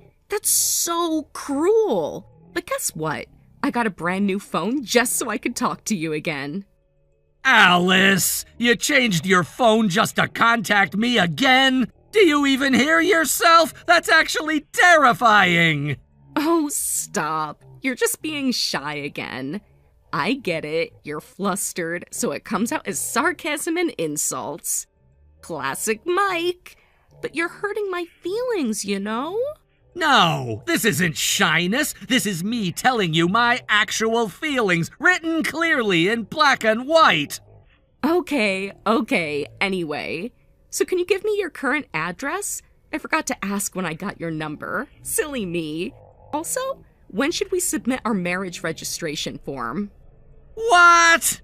You already submitted it for us, didn't you? Aw, you big softy. That's so you. Always one step ahead. I'm married to someone else. Wait, what? I said I married another woman almost 6 years ago. That's not possible. If you got married, then what was all this for? The 10 years you spent working so hard? Don't tell me they weren't for me. I've already told you again and again, nothing I've done since our divorce has anything to do with you. You're just cherry-picking whatever suits your fantasy and tossing out all the facts. I just thought... Of course you did. You always just think. You assume, you invent, and none of it has anything to do with reality. So, you really remarried? Yes, and we have 3 kids, a happy, stable family. Everything you never gave me. No, this can't be. If you're married, then what happens to us? There is no us. There hasn't been for a decade. But I thought you still loved me. You were just waiting for the right moment. You couldn't possibly move on from me that easily. So that means you married that woman for status, didn't you? Because her dad's the company president? You only said yes to chase the CEO position, right? You're going to divorce her eventually and come back to me, right? You've really gone off the deep end. I knew it. You're just putting on a show right now, but deep down, you still want me. I'll be your CEO wife. Just admit it. Are you even listening to yourself? Do you realize how unhinged you sound? I'm just saying what we both already know. Enough. Mike. Listen carefully. Yes, I married the CEO's daughter, but it wasn't some cheap power grab like you're making it out to be. 8 years ago, I was recognized for my actual work ethic and accomplishments. Through that, I was introduced to my current wife. Not because of money, not because of connections, but because people trusted my character. We dated for 2 years. She knew about my past. She knew I'd been cheated on, divorced, left with nothing but debt and emotional bruises. And despite all that, she accepted me with grace and calm I didn't think anyone could show. Her parents welcomed me like a son. Even though I married into their family, they never once treated me as anything less. Her father personally trained me in the business. Long hours, hard lessons, no shortcuts. And when the time came, he passed the company on to me, not as a favor, but because I earned it. That's not what I thought. Of course it's not, because you didn't think. You just wanted. You wanted me to struggle without you. You wanted to believe I couldn't succeed unless I still loved you. You wanted to believe your cheating, your betrayal, somehow inspired me. You were never a source of strength. You were a black hole. And climbing out of your orbit was the greatest thing I've ever done for myself. But what about us? The second chance? There is no second chance. There never will be. And if you ever dare suggest that my wife, my family, doesn't matter or isn't real again, you and I will have a very different kind of conversation. One that ends with a restraining order. You don't mean that. I absolutely mean it. Stop disrespecting my wife. Stop romanticizing the past. Stop acting like your presence in my life was anything but a mistake. You're being cruel. You invaded my life again after I told you to stay gone. And now you're shocked I'm shutting the door? That's not cruelty. That's finally enforcing a boundary. But I loved you. Then maybe you shouldn't have thrown that love away. Mike. If you ever contact me again, if you text, call, show up, I will report you. Don't think I'm bluffing. You really mean this is the end? No, Alice. The end was 10 years ago. This is just me saying it loud enough for even you to hear it. Goodbye.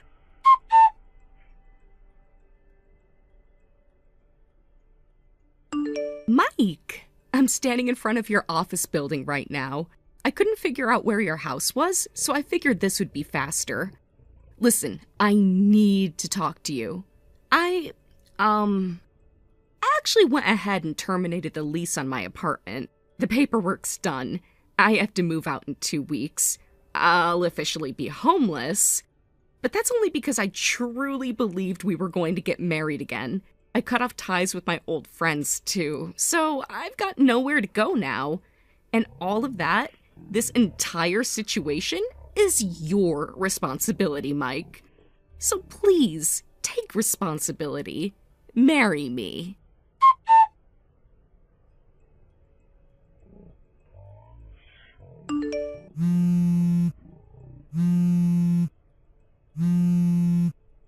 Mike! What the hell?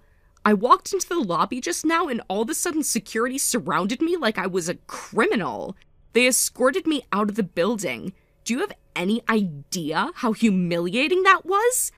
I came all this way just to see you. You could have at least warned them I'd be stopping by. And by the way, I brought both the divorce and marriage registration forms. So let's just get this over with already. I'm heading back to the front desk in 10 minutes. This time, come deal with me properly.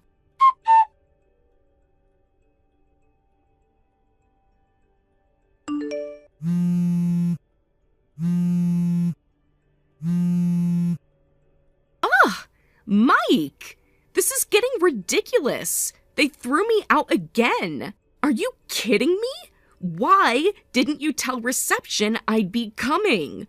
What kind of future husband doesn't even alert the front desk that his bride-to-be is arriving? I'm not playing around anymore.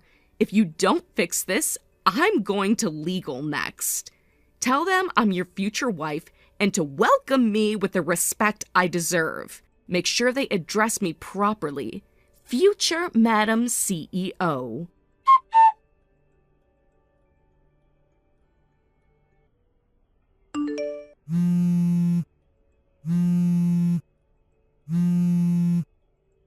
Mike?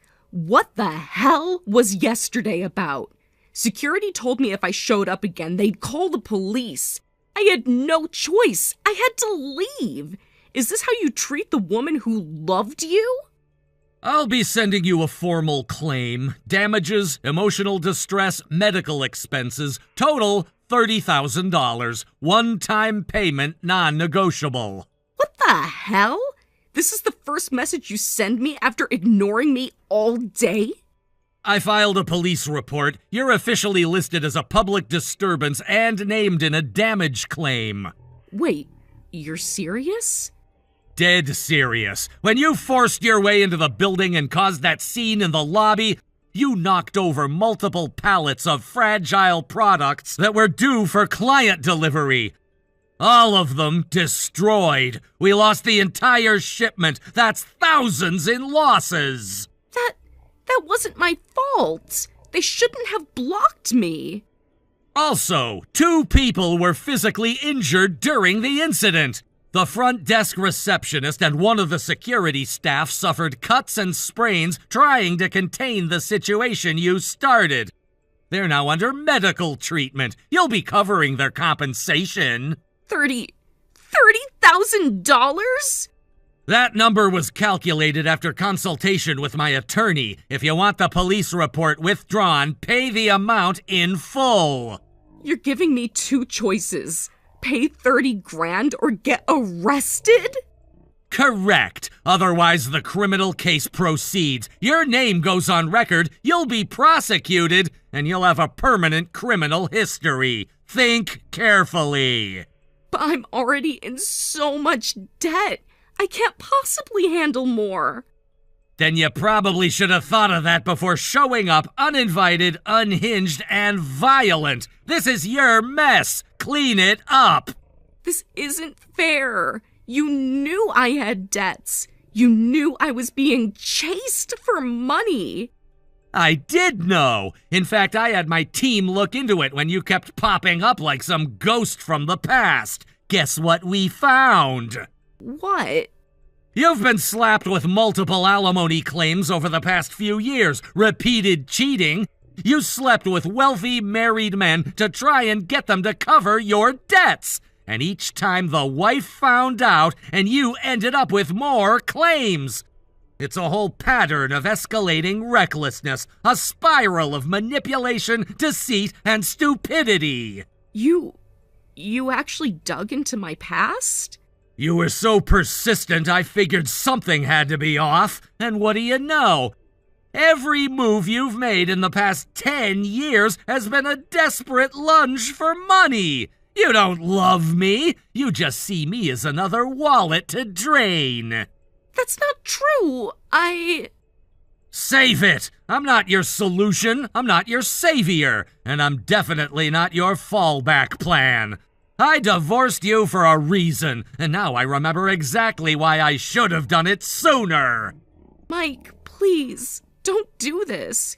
You don't understand what I'm going through. I understand exactly what you're going through, and it's not my problem. But I don't have anyone else. That's the consequence of living selfishly. Don't expect sympathy for a fire you started. I was hoping we could try again. And I've told you repeatedly, I am happily married, with children, with a life, a real life, one that you are not a part of and never will be. Is this really the end? This was over 10 years ago, but you're gonna force it to end again, this time legally. Wait, Mike, wait, just let me...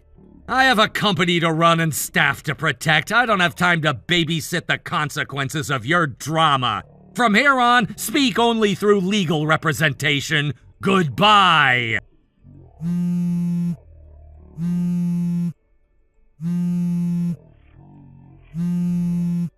Mike! You can't ignore me like this. We were meant to be.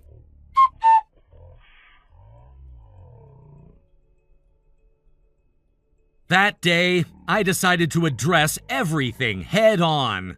I gathered everyone at the company for a staff-wide meeting. No vague statements, no dodging questions, just complete honesty.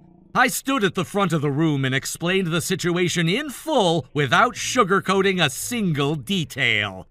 The affair, the legal trouble, the emotional strain, and how everything had come to a head over the past few months. It wasn't easy. My voice caught a couple of times, and I could feel the tension in the room thickening with every word I spoke. But I owed them that much. Fortunately, many of the people in that room had known me from my earlier days with the company, back when I was just starting out as a junior staff member, still finding my footing. They'd seen me work late nights, pull weekend shifts, and step up when things got difficult. That history, that familiarity helped more than I realized. There was a kind of quiet understanding in their expressions as they listened, like they knew I wasn't the type to stir up trouble unless it was absolutely necessary. And for the employees who had joined after my divorce, the ones who didn't know the full backstory, that's where the senior staff stepped in. From what I later heard, a few of the veterans took it upon themselves to fill in the blanks, to explain the truth to the newer hires. Not in a gossiping, salacious way, but matter-of-factly. They explained the kind of person I was, the kind of turmoil I had been put through, and why it had all come to a public boiling point. Thanks to that, there was no awkward whispering behind my back, no cold stares, just quiet support and a collective willingness to move forward. By the end of the week, everything had settled back into routine. The office was calm again. We returned to our usual projects and deadlines. No one treated me differently. If anything, there was a sense of solidarity I hadn't felt in a long time. It was as if by opening up, I'd removed the elephant from the room, and in doing so, reminded everyone that personal chaos doesn't mean professional failure. But just when I thought things had finally reached a conclusion, something unexpected happened. My ex-wife managed to gather the full restitution amount that had been imposed on her by the court. Somehow, no one knows exactly how, she came up with the funds and paid everything back in one lump sum. That payment kept her from getting a criminal record. Technically speaking, she escaped becoming a convict, but it came at a heavy price. The money she used wasn't hers. Not really. It came from another loan. Another desperate deal with another creditor. Her debts, already overwhelming, had just increased again. She bought herself a sliver of temporary peace at the cost of sinking deeper into a financial hole she'll likely spend years trying to crawl out of. Last I heard, the lender who fronted her the money didn't just hand it over out of kindness. They secured a job for her at a labor-intensive workplace far from the city. She was sent there almost immediately, forced to start repaying the debt, not just with money, but with work. From what little information I've been able to gather, the conditions aren't ideal. She's not exactly in a position to negotiate hours or benefits. It's a position fueled by obligation, not ambition. And frankly, I think this might finally be the reality check she's long needed. After everything she's done, after all the lies, the betrayal, the damage, maybe now things can finally calm down. I don't say that with bitterness, just exhaustion. There's no joy in watching someone self-destruct. There's no satisfaction in hearing that she's struggling. But there is a sense of closure in knowing that I won't have to deal with any more sabotage, manipulation, or legal headaches. For the first time in years, I can take a breath and not wonder when the next disaster will arrive at my doorstep. Now, with that chapter finally closed, I can shift my focus back to what truly matters. My wife and her parents. They stood by me through all of this. Even when things got messy, even when the accusations flew and the news began to spread beyond our private circles, they never turned away. I know they were worried. I could see it in their eyes every time I came home late, looking drained and defeated. They held space for me to fall apart quietly, and they never pressured me to move faster than I was ready to. For that, I owe them more than words.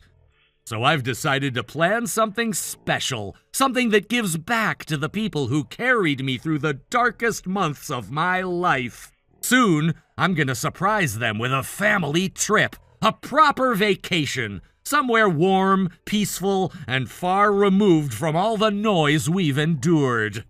I've already begun looking into resort packages, a beachfront villa, morning yoga, all-you-can-eat breakfast buffets.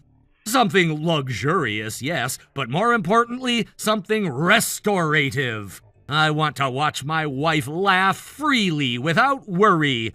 I want her parents to relax, to be pampered after the stress they carried on my behalf. Thank you for watching and listening. We hope you enjoyed the video. Don't forget to like this video and subscribe. Also, feel free to leave a comment about what you thought of the story. We look forward to seeing you at the next story. Thank you for watching. Please subscribe and hit the like button. See you next time.